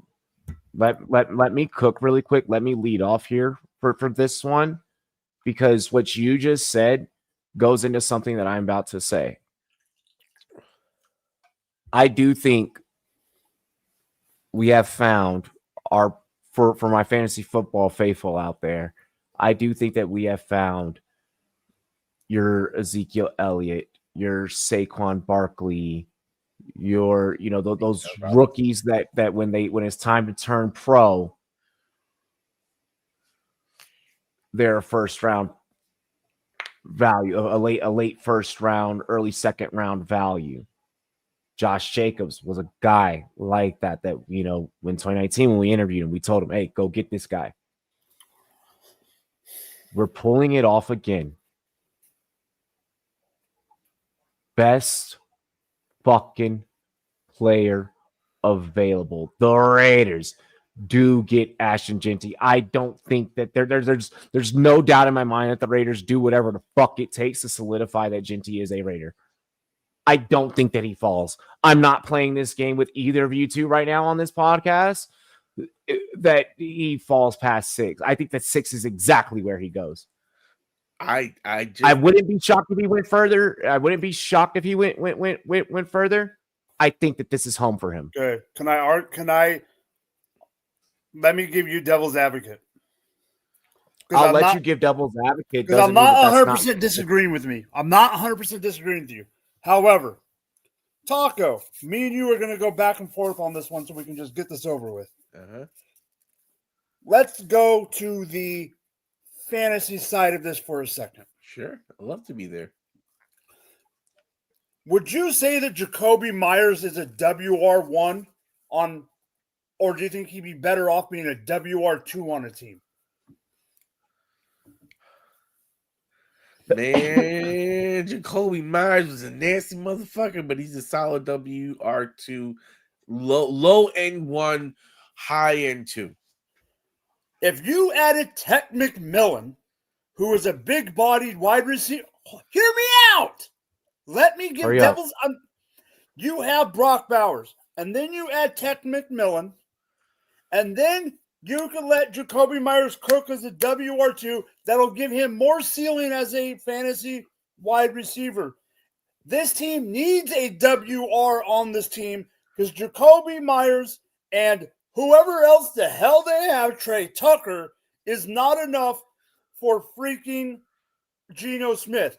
If they do not sign, who I still think there's a chance they do sign this guy, if they do not sign Tyler Lockett, I think he could be a June sign depending on the draft. My pick is Tech. Hold on. I just want to rebuttal that for two things. One, between Myers and Bowers, I think you got enough there. And then two, have you seen fucking Genty? My man would fucking eat everyone's lunch on this. I can't say where I want him. Open up the passing game more. I agree, but I can't say where. Box that's I going to give can't you say where I want him to go yet. Let me stop. Let me stop. Let me stop both of you. The only reason why Tet would possibly be the pick over Genty is because you have Brady in the owner's room being like, yeah. Oh, well, Gronk didn't watch film, and that didn't turn out so bad. I don't think that that's going to be the case. I don't think Brady would do that. Brady's always had running backs. I don't think wait, that's hold on. No, he has not. No, he has not. Corey Dillon, baby. LeGarrette Blount. What? Stop it. Those were not we're talking high level, high tier running backs. He never had outside of Corey Dillon. Brady never had a top tier running back. Never. It's gonna be Ashton Genty. Blunt was on one. Look, hear me out. It's gonna be Ashton Genty. Tet is going to be Tet may not make it out of this fucking mock alive because we're only mocking to 10. Yeah, that's fine. Can I bring up who I would go Genty, or should I wait till that pick? Genty is already off the board at pick 6. But he's going to the Raiders. I know, but what I'm saying is, can I say? Do you want me to say who I would put Genty on now, or there's a team that I would pick Genty for if it was my pick? I'll wait. Okay, Jets. Jets, go. Yeah, Taco, Jets. Go first. I mean, the Jets are fucking needing goddamn everything, but. That's why I think I know where. No, it's not Taco's go. It's your go. Okay. Jets, Tyler Warren.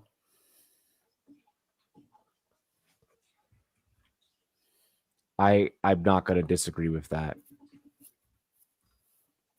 They need a fucking tight end. They need one bad. Tyler actually. Freaking Warren. The Jets have never been prevalent at that position ever. They need it. Could that have been the missing key for a very long time? Holy shit! I mean, Warren, Aaron Glenn coached in Detroit where they had Laporta. Tyler Warren. I look at this situation in the same exact light that we did before for the Jaguars. Like, you are now going with Justin Fields, who's a mobile running quarterback, and your offensive line has not been worth much. And you are going to need, like they said, a bunch of dudes that can get down and dirty. And when you have, a couple of guys here that are ranked higher that do have that ability to play on that offensive line, knowing that the tight end is not a premium position and that you can spend that draft capital a little bit later. I just don't see that for the Jets as being a prudent move, but knowing that the Jets, I mean, I've heard a lot of signals that they might even shoot at a quarterback here locally, to be honest with you. Yes, 100%. Heard that. They would shoot at a quarterback here. If Shedeur was the fall, I agree. Not if Shedeur was the fall as well. Because they want a guy, but I who don't the fuck know is if they would talented pull enough the to go? trigger there Who the over fuck some of these other who outside of the top two? There's only one talented guy, enough and he's been getting who a is lot talented of enough to go to go in the top 10 outside of the two that we've already posted. And if you say fucking Jackson Dart, I can show you enough articles where they pushed him. I don't care about articles. I care about like I mean, we're talking about all the elite. What have you seen? What have you listen, Robbie, seen? Where did they have Michael Penix going in the top 10? I had always voiced that Penix could have easily been last year's QB class was fucking crazy, was dumb crazy. I just said during the first hour of the show how Joe Milton could this not be the Falcons from last year? You signed Cousins, and then you draft. If it's next year's QB draft, yes. If it's next year's QB draft, yes. This is not the QB draft for that. I don't know. Maybe. We'll see. But all I'm saying is there was rumors in the local market. That's all I'm saying I've seen. That's all I'm saying. Yeah, you're high as fuck. And I've been on the Benjamin Button this whole damn fucking stream. Like, that's insane. Everybody last year was talking about the guy that went to the Broncos as being a second rounder. I'm gonna keep it real. I think the Jets know that Fields needs the ability to extend plays with his legs. I think that they also simultaneously know that they need to be able to create holes for not just Breece Hall, but also Braylon Allen, because he's shown that he can be a fucking thing. They need to give Fields time to be able to do Fields things, to get the ball down the field to Wilson and the like. Okay? There are two ways that you can approach this fucking situation. There is one way, which is Mike said, which is with the tight end. I personally do not. There's parts where I do like Warren in this system. There's parts where I don't. I agree. Those parts are. I'm not saying that he can't put his hand in the dirt. I prefer for him to not have to do that as often. Which leaves me in a divide between Will Campbell and Tyler Warren right the fuck here.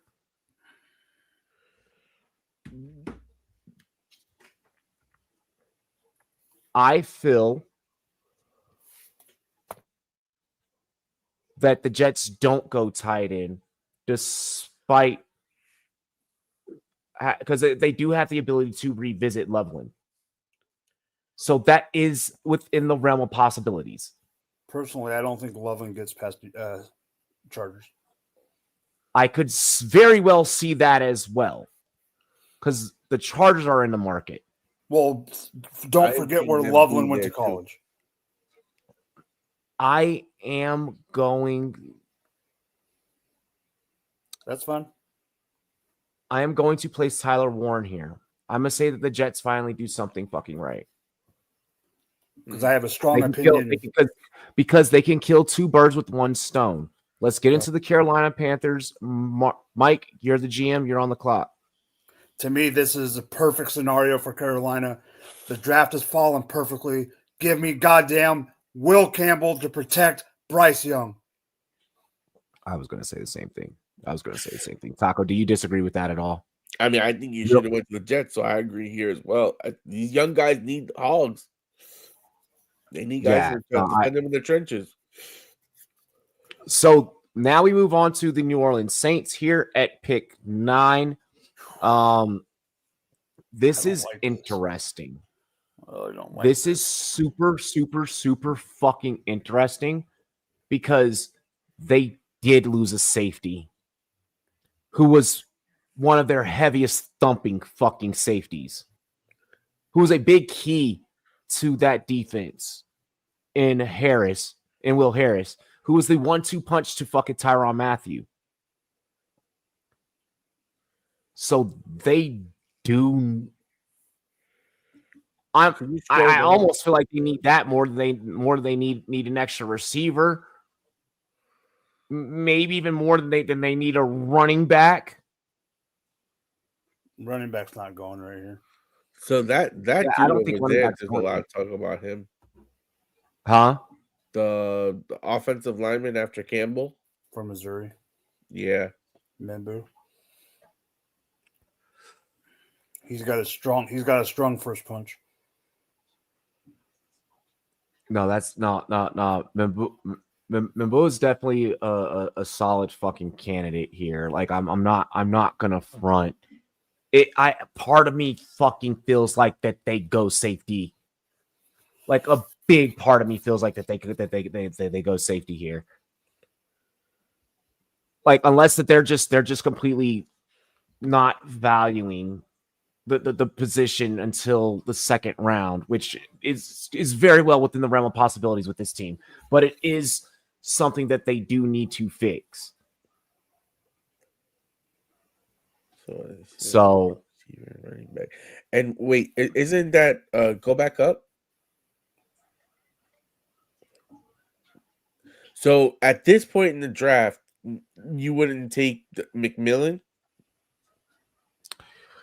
I have McMillan in a DK Metcalf situation from 2019, where DK was very highly praised. I would have willingly taken him in the first round.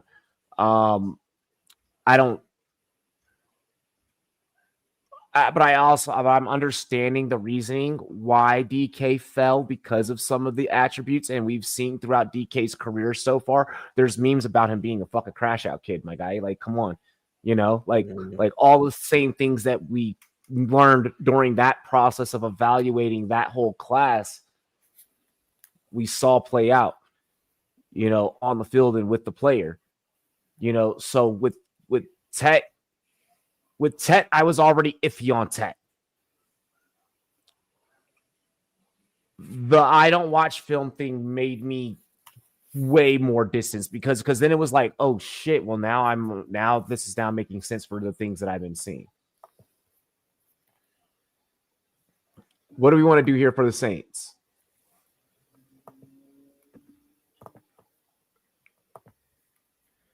I feel like I want to go Starks. I want to go Starks here. I want to go Starks or Membu. What about you, Mike? If we're going DB, I say Starks. I'm going Starks. Tyrann's getting older. They need presence back there. Yeah. I'm gonna go Starks.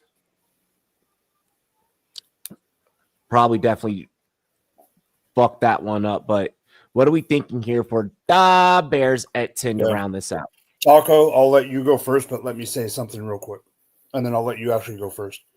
This is where this is what perfect scenario for me.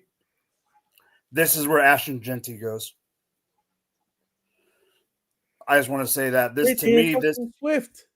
Here, you haven't listened for the last month. Who was the coach that got rid of Swift? Ben frickin' Johnson. Who is the new head coach of frickin' Chicago? Ben frickin' Johnson. If he can get his guy, I'm just saying, if Genty's there, I still think there's a good chance that Swift is not on the roster in September. So Jeanty to me is if he could fall here, this is perfect for me. But if he does go to Oakland or whatever you want to call him, fine, I get it. But Taco, go ahead with Chicago's pick. Who do you have if it's not Genty? I don't think that Genty makes it to this point, but who do you have if it's right now? not? I'm saying it's I'm gonna go a little deeper on this one. If you can scroll down a bit, I am either going Membu or I am going the guy who had a hell of a standout at the combine, Shamar Stewart, edge rusher from Texas A&M. I have heard that Chicago likes him. I personally would go Membu because again, you need to protect your assets, and there's some young quarterbacks that are here, including Caleb Williams, that you want to make sure you have, even if it is you have 6 or 7 offensive linemen. Make that shit a real dogfight. When guys got to come out, you ain't got to worry about who you're replacing. I think that is the most pivotal position, particularly when you have a guy on a rookie contract, to establish that line and fortify it while you have him at that cheap price, and make his transition into learning and being able to play at the NFL level as easy as possible. I have no problem with that. Nobody thinks that. I mean, they did already begin the process of retooling that offensive line. Nobody thinks that possibly they are, after the Hail Maryland, they're probably done with Stevenson. Oh, I think that's a possibility. I just think that's not a I think if would we it did go there, where Will Johnson would go? I feel like Will Johnson's a fucking great fit. Well, let me ask you this, Robbie, and this is a question just for you. Are you taking Will Johnson over the DB from Texas? I'm also I'm biased. I know, but I'm just saying I like Will Johnson too. Yeah, probably. I am taking Johnson over Barron. Okay, so since we're not going past, this is our last pick, right? Yeah. Will Johnson would have been my pick for the Niners. Damn, I fucking love that.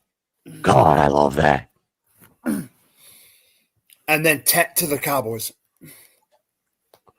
That's such a Cowboys thing. Am I wrong? You know what? So then here's what we're going to do. We're going to give the Bears Membu. We're going to give the Niners Johnson, and we'll pick up the 12. Tet finally comes off the board and goes to the fucking Dallas Cowboys. That's your mock 12. That's your mock 12. That is something that they would do. I'm just going to review it. That is exactly something. Yes, actually, yeah. Fuck yeah, it is. Okay. I'm going to review the mock top 10 1.0. All right. Cam Ward, 1 overall to the Titans. This is also with no trades. Shadur Sanders, 2 overall to the Browns. Travis Hunter. Travis Hunter, number 3 overall to the Giants. Abdul Carter at 4 to the Patriots. Mason Graham at 5 to the Jaguars. Ashton Genty at 6 to the Raiders. The Jets get Tyler Warren at 7. Will Campbell goes to the Panthers at 8. Malachi Starks to the Saints at 9. Ahmad Memboy to the Bears at 10. Will Johnson to the 49ers at 11. Tet McMillan to the Cowboys at 12. That's your mock 12. Your Rumboyz 1.0 mock 12. Mike, I will get this to you in a graphic or in a snip, in a snippet, okay? Because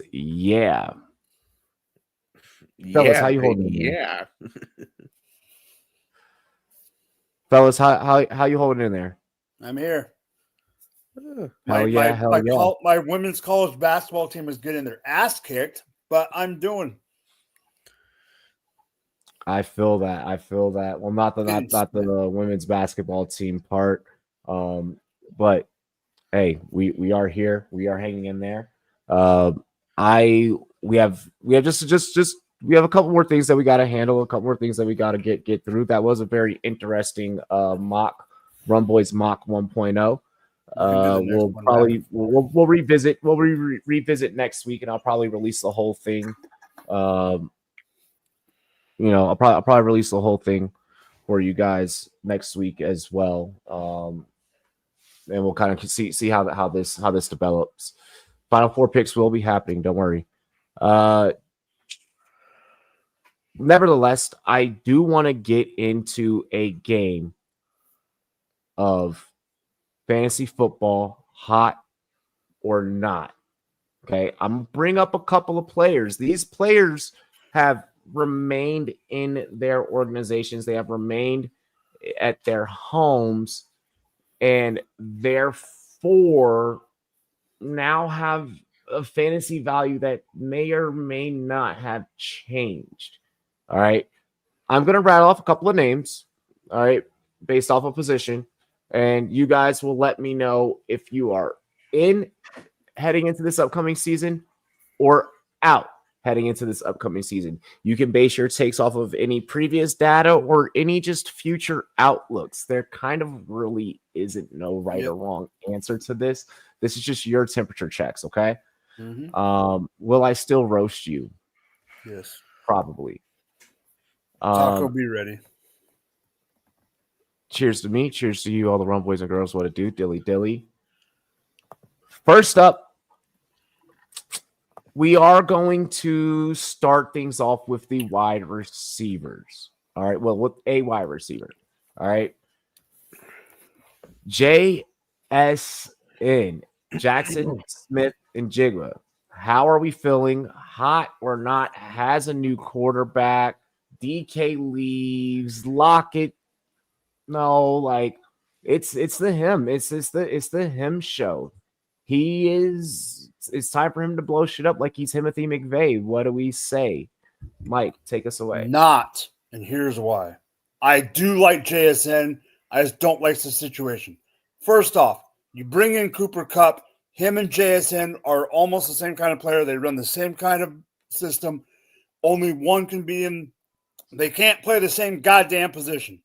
2, Sam freaking Darnold. Is he Sam Darnold that of the first half of the season in Minnesota, or is he Sam Darnold in the playoffs? We don't know. Here's the other problem. Last year, they were second or third in pass rate. They fired their OC because the new head coach from last year was the defensive coordinator in Baltimore, wants to run the ball more. What does that mean? He's going to run Zach Charbonnet and Ken Walker, KW9, into the ground. They're going to run the ball more, which means you have less opportunities for JSN on top of the situation with the quarterback and bringing in Kupp. It's not that I don't like JSN. I don't like the situation, and I don't like the price that you'd have to pay. I am out. Okay, so you're out on JSN. What do you feel? What do you feel like the price is going to pay? I mean, especially with when we factor in Cooper Kupp being there. Well, let me ask you this: in a vacuum, because I might be able to make this deal. In a vacuum, 103 or JSN. I'm probably going to keep the 103. Someone is willing to offer me the 103 for my JSN. I'm going to take that. It's in discussions right now. Is there votes? Is there votes on trades in this league? No. It'll happen. If there's no vote, if it can't get vetoed, then I'm running that.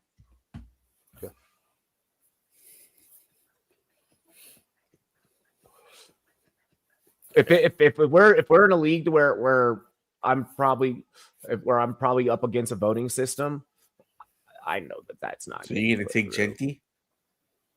Genty's going 101. Really? The quarterbacks going to go 101? Genty's going 101 in all formats in rookie. I mean, it's going to depend on Really? it's going to depend on the team. It's also going to depend on the team build of picks 1 and 2. Do you think but I mean, quarterback, or depending on the running back if Ward goes to. Yeah. Landing spot. That's why I don't do rookie drafts till after the draft. Take Sanders? Landing spot changes everything, huh? You wouldn't take Sanders?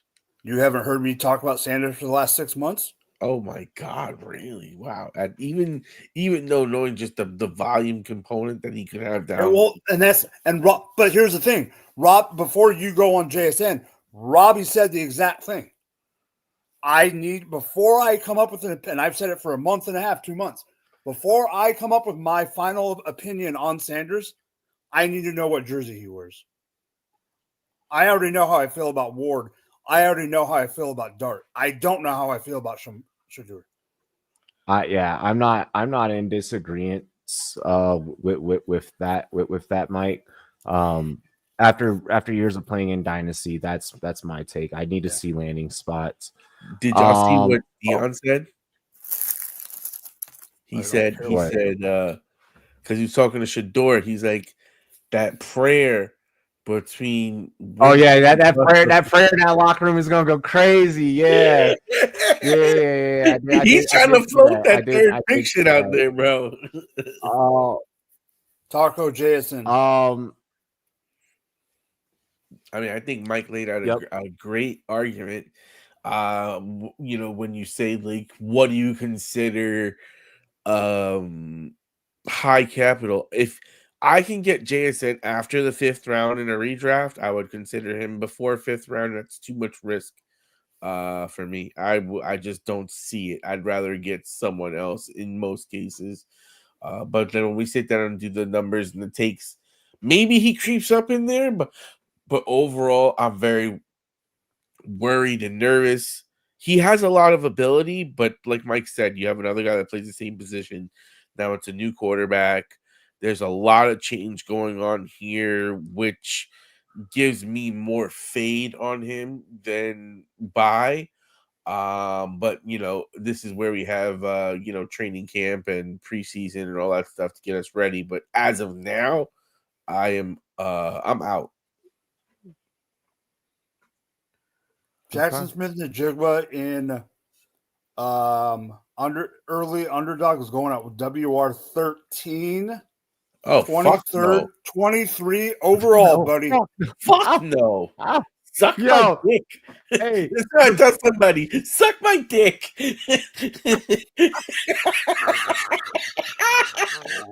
5th round, my ass. Like, holy fuck no. Like, yo, you buying really high on that shit from last year. And hey, you know what? I'm DK.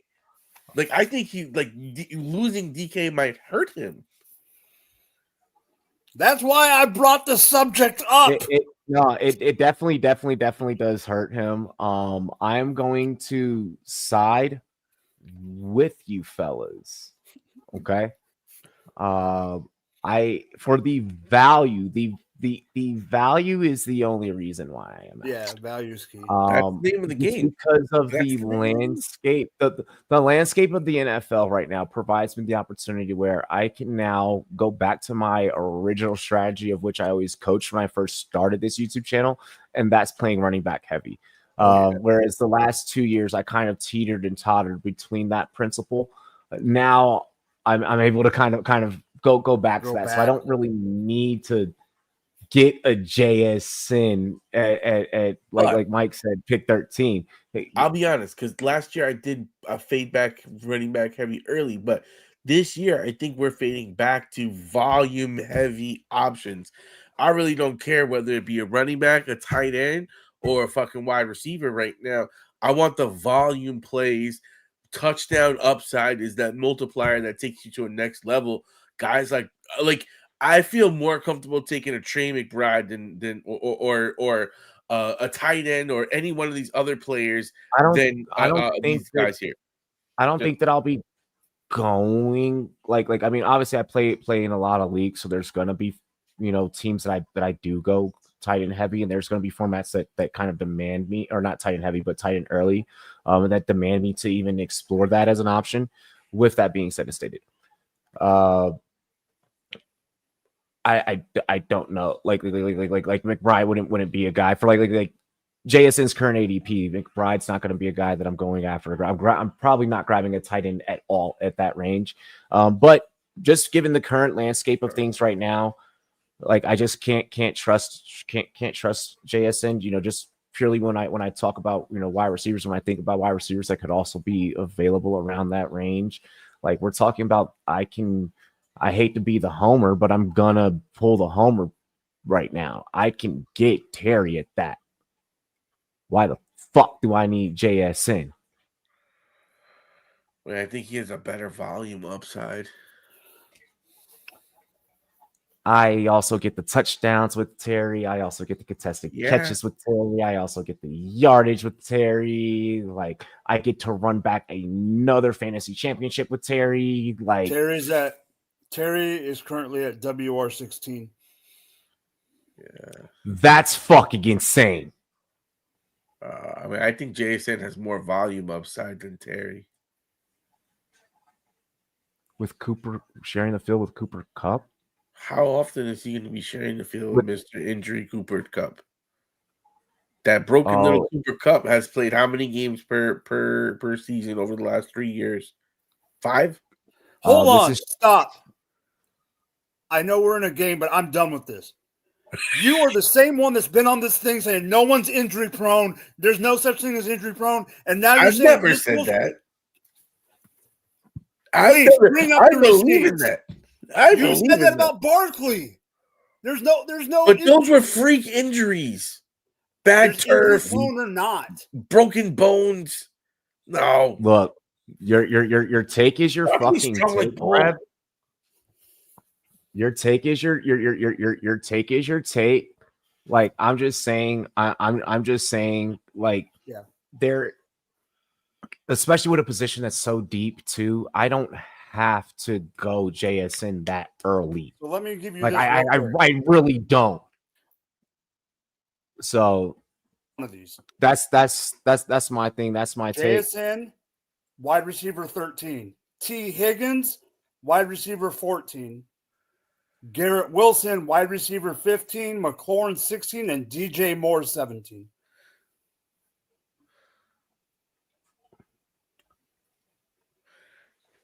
Robbie, I already know you're going to say you would rather have Higgins over JSN.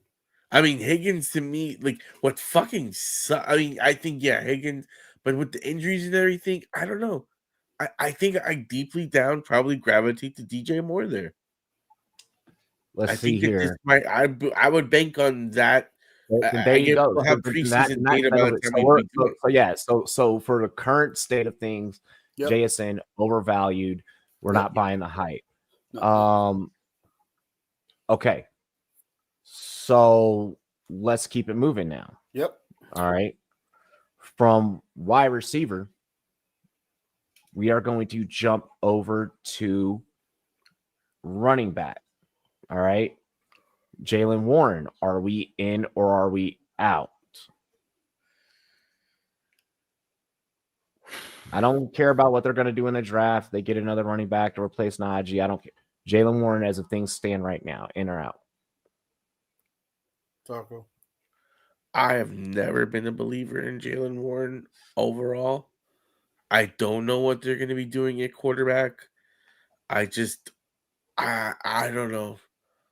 I don't know. Like, if he's the volume guy, then just based on the way I structure my models and the way I look at players, he would have to be someone as a look. Even if I don't personally love him, just from a sheer volume perspective, being a lead dog, being a goal line back, provides intrinsic value and a safety net, if you will, particularly when you look at it from the aspect of this is a naturally running team. This is a coach that likes to run. More than likely, you're going to be running an older quarterback or a rookie quarterback, which again leads you to wanting to run. So I am probably buying Warren. Belt. Fair take. Mike. Would you rather have Tyrone Tracy, Jalen Warren, Tony Pollard. I mean, as of today, right now, if you tell me there is no other running back, as of right now, yeah, I would take Jalen Warren. So, yeah, because I do think the Giants end up drafting another running back and all these other things. But again, this is a game of semantics. Tracy, to me, has some potential upside, but there's too many unknowns on the style of offense the Giants will play, because they did gravitate to a short passing and intermediary passing type style offense. You had 2 players in the top 20 in catches. And with this type of team, I don't know how they plan on using the running. I know he had 1,000 yards last year. I know he was pretty solid. But overall, I think I would probably feel safer with Warren, because I think he might carve out a bell cow role versus the other guys as being I don't think that I don't think that this offense is going to be a bell cow whatsoever, period, and especially not Warren. Even if Warren was on a different team, it wouldn't matter. So that, to me, that's an afterthought. And then also I do see that later rounds they probably they go and get someone in the draft to also be a balance, because in this league you do need to be able to have running backs last, so you do need to be able to get them rest, so you need someone that can be efficient with their if the he's workload. getting the premium touches though, With- like catches and with touchdowns. that said, like Leafs mentioned, like Tree had mentioned, Warren is ultra efficient, but no carries, which I am okay, especially with the work that I'm going to get from him in the passing game. I feel like if this is a flex play, I don't think that this is a high value like running back play. You know, you're not going and you're not grabbing like Warren. You're not reaching for Warren. I don't think there's a situation that dictates you reaching for Warren, even as the situation stands right now. With that being said, he was nothing more. The last 2 years he's been nothing more than a flex, even with Najee being there. And Najee was kind of always like hit or miss. And even Najee was in that range of mid to late round running backs, followed by Warren going after him. I think that you're still looking at something similar to that, should he be able to fall. I think that we're more so looking at a situation here where this could be a 7th round, 8th round type of guy. And I'm okay with that. I think you're definitely that late. Yeah. But I do agree with you, Rob. I know I agree with that.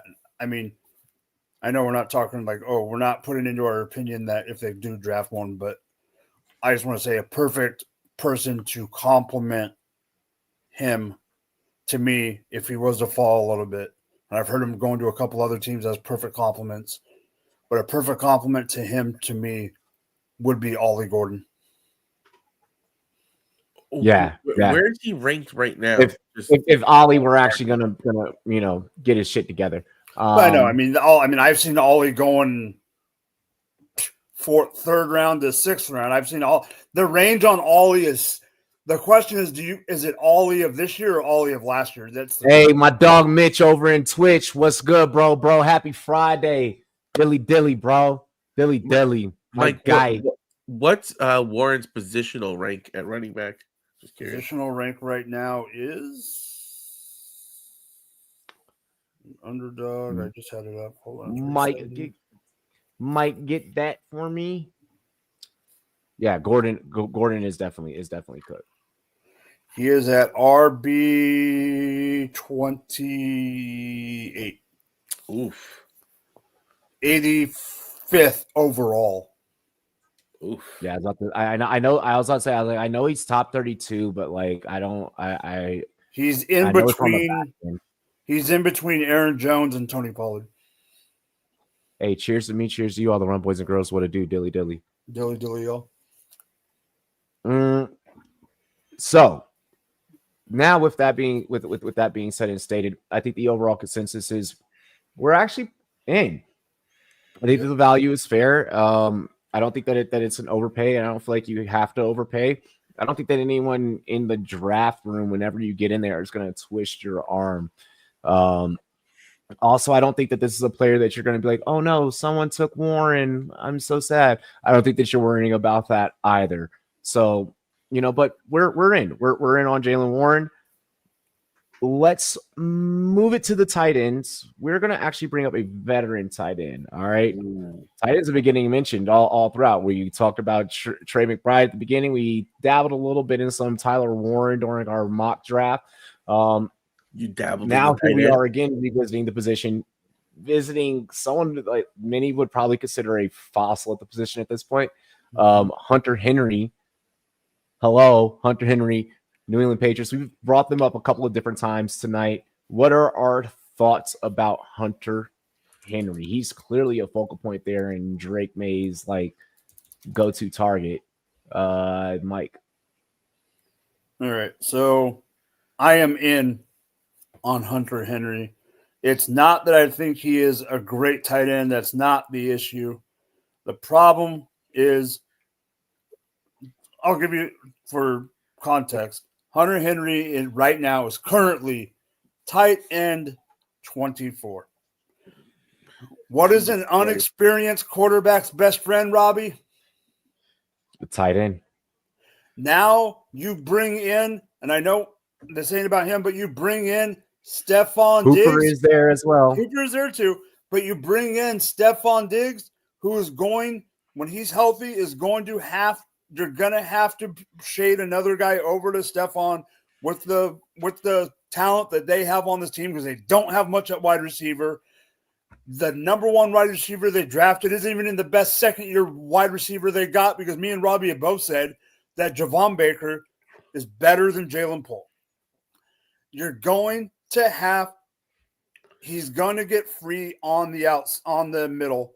But here's where he is going to be key. I think he is going to be a target monster in the red zone, and he is going to outperform his current ADP underdog of tight end 24, and he will finish as a top 20 tight end, and I would definitely take him as a tight end 2 or 3, and like an underdog.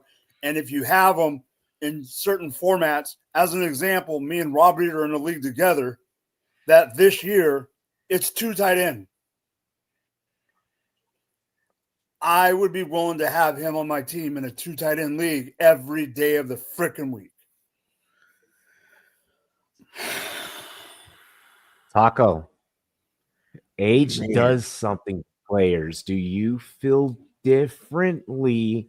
And then also, I mean, hey, there is Stephon Diggs there. I mean, if we're going deep and we're going into that second tight end hole, pause. I don't see him being a terrible option. But I mean, the question is, how many games are you gonna get out this guy? He's consistently hurt, and he's only getting older.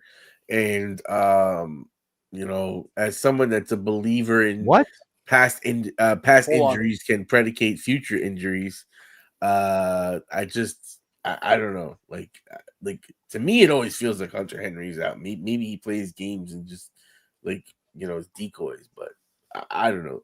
And then when you look at his numbers, 66, 42, 41, 50, 60, 55, 45, 36. What does he max out? 75 catches? I mean, talking about tight end too. That's not terrible. Since 2020, 14 games, 17, 17, 14, and 16. It feels like to me he's always, but then that's even worse that his numbers are like this when he's played all those games. He had 97. He had 97 catches last season. Or no, 97 targets, 66 catches. Okay, that's a big difference. I'm sitting there. Yeah. But still, for that team, 67. The year before, he had 66 catches. Yes, he did. And the year before that, he had 6 touchdowns. The year before that, he also had 42 catches. But what did I say? Red zone target. In his career, he's never had a season above 700 receiving yards. He's had 2 seasons above 650 receiving yards. He's had only 2 seasons above 60 catches. He's had he gets his touchdowns in there. But when that's my point. And when that's you the point. when you look at him, like it's like like okay, I could see it, but like So Taco uninspiring. out. So Taco's Taco's out. out. You're out. in. I'm in. Okay.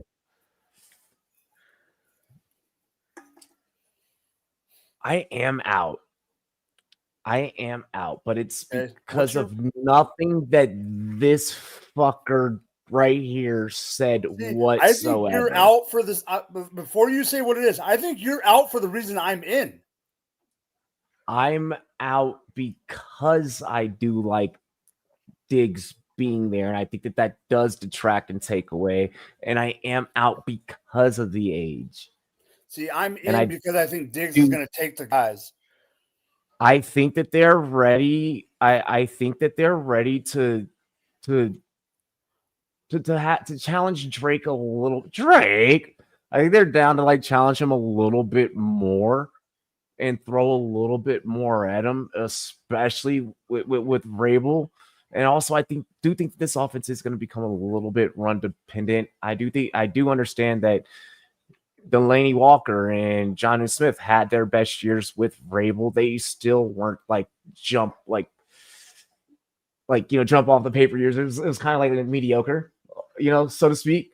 So I do worry about that. And I also do worry, like, should they choose to be like, we're gonna jump ahead of the Raiders and get Genty, like they can definitely fucking do it. They could fuck anyone over, like, if they so may choose. So I think the screw over would be if Hunter is off the board, because I do agree that I think Hunter could be the pick with the versatility.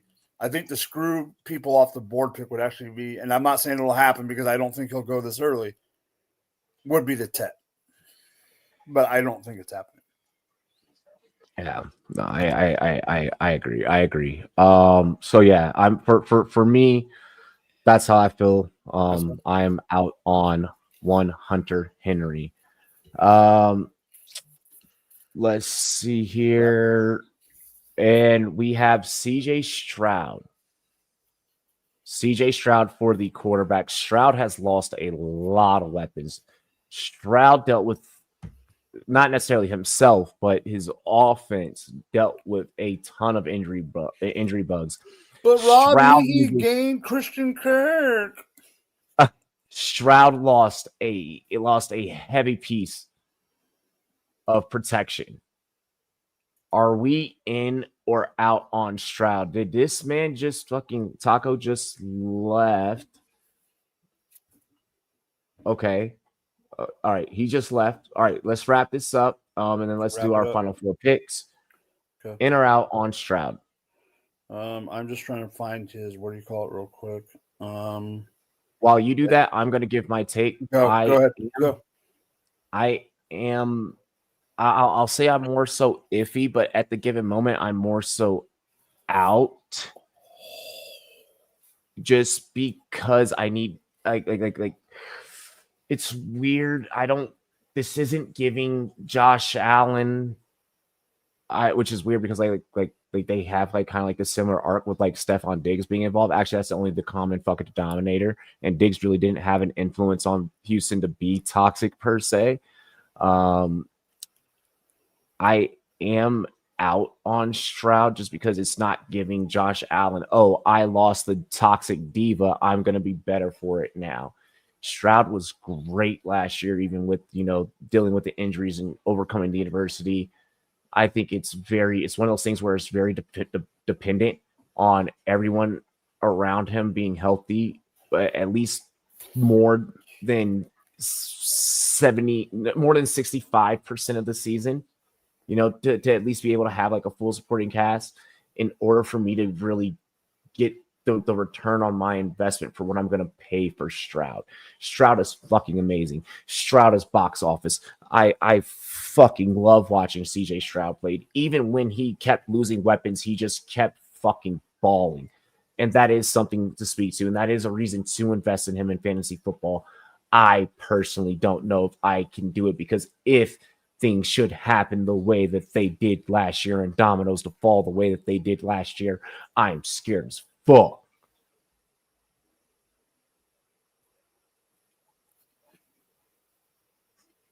I am out, however.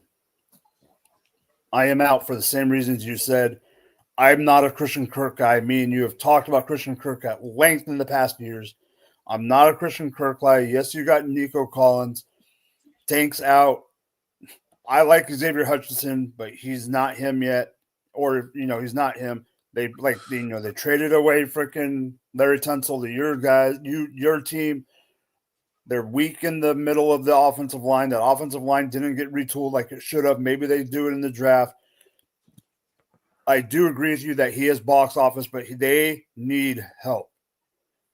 However, looking at his underdog current ADP, I was in utter shock. Take a stab at it. QB what? 12? Because you said you were shocked. So I'm going to assume that like he's still top 12. Huh? QB 18. That's crazy. I'm taking them in that realm. However, I'm out on him in Dynasty because the value people still have on him. I still think his draft stock will go up in redraft. I think this is just the initial flood of current early underdog. And once the other tournaments start and once it gets closer to the draft and after the draft and offseason and summer, I think he'll end up closer to QB 10 and QB 12, and I don't want him. Fair enough.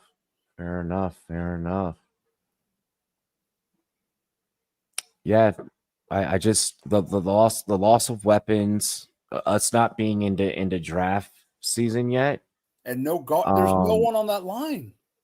There's no line. Great fucking points here. Has Cam Robinson and Trent Brown. Cam Robinson's great at getting you killed, So, imagine the Titans get Carter and the Jags get Graham with that O line. It becomes a fucking Diddy party in the backfield. I'm out at just given the current construction. That doesn't mean that this take can change. I want to state that out of all the players that we talked about on Hot or Not, this subject, this take is the one out of everyone that is the most subject to change. I think him and Warren. Yeah, I agree. Let's drop some fucking Final Four picks and get the fuck out of here. I'm just gonna do it quickly. I'll set everything up. We got Florida, Auburn, mañana. We got Houston, Duke, mañana. We got all the fucking number ones in. It's win and move on to the national championship. Who do you got? Let's start with Florida, Auburn. Give me Brome and the Auburn Tigers, period. Give me Knipple and frickin' Cooper Flag and the Duke Blue Devils, even though I don't like the Duke Blue Devils. And on Monday night, the people that'll be cutting down the nets will be the Duke Blue Devils. Okay, wow. So it's Auburn versus Duke for you. Okay.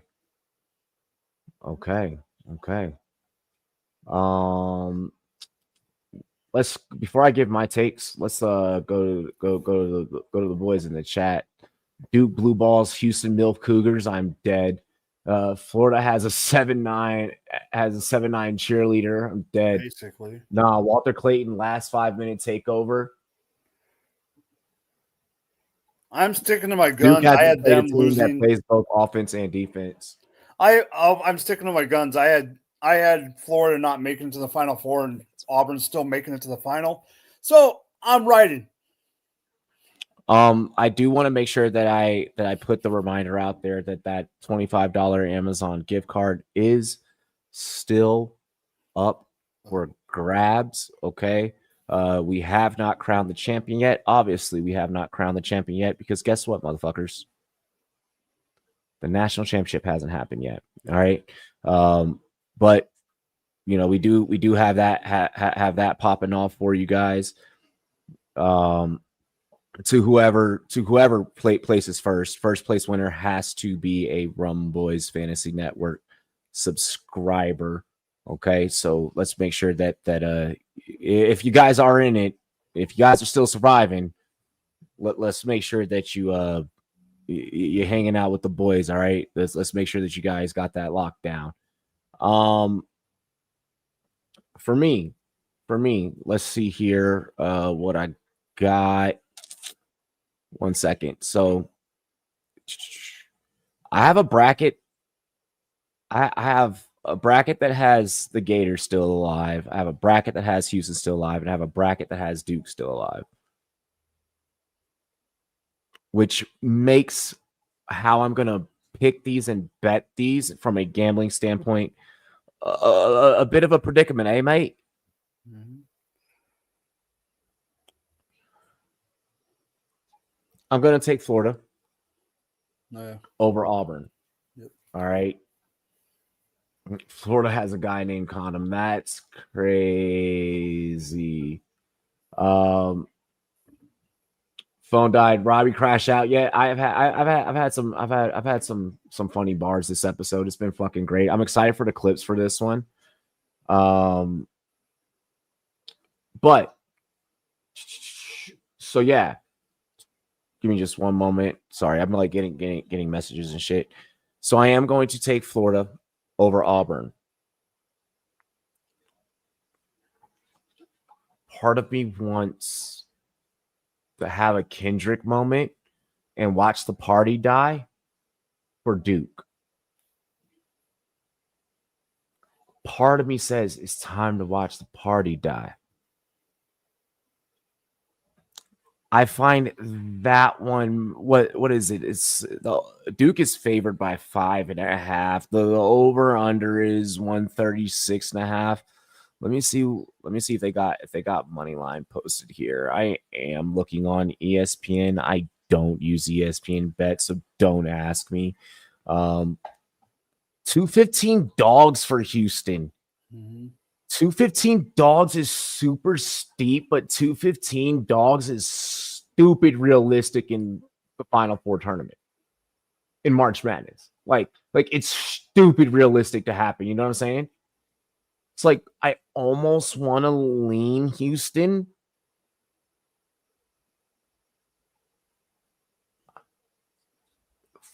%46 on matchup predictor. They're minus 120 to cover that 5.5. If they can cover that 5.5, they can fucking win.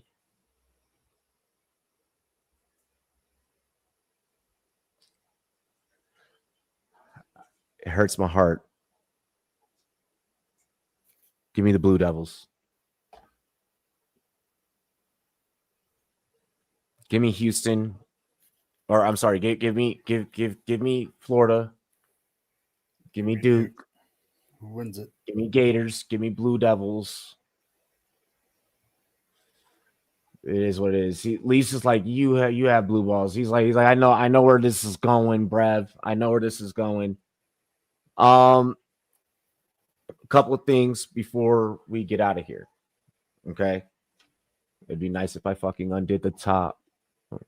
Don't like. I feel like that's kind of how you pour a shot. A couple things before we get out of here. I know that today's show ran about 30 minutes longer. Yeah. I know that we also got on air a little late. That also did not really impact us running longer. We had a lot of topics to talk about. Certain things did get left off the show sheet.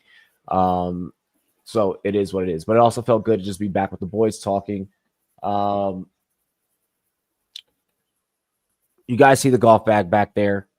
Indoor putt tournament is coming. That content is coming. A longest drive video is going to be coming. We'll be hitting either A, golf simulator with the homies, B, outdoor driving range with the homies, and chopping it up. There will be actual like golf content that like is actually gonna start being dropped because like it isn't something I've gotten into over like the last like year and a half. So be on the lookout for that. Mini hoops 1v1 tournament is coming. Mini basketball hoop is going to be going up over there. I'm gonna invite the homies over, invite the bros over, and we gonna just fucking crash out, fucking ball up right here in Rumboyz Studios. I'm gonna move all this shit. We're gonna have a court, a little mini court. It's gonna be lit. Also be on the lookout for the card breaking streams. We're probably going to be doing like the first one within like the next 2 weeks is probably what we're looking at and scheduling that. So be on the lookout for the card breaking streams to come up soon. I don't think that there's anything else that I forgot. Be sure to follow me on all social media.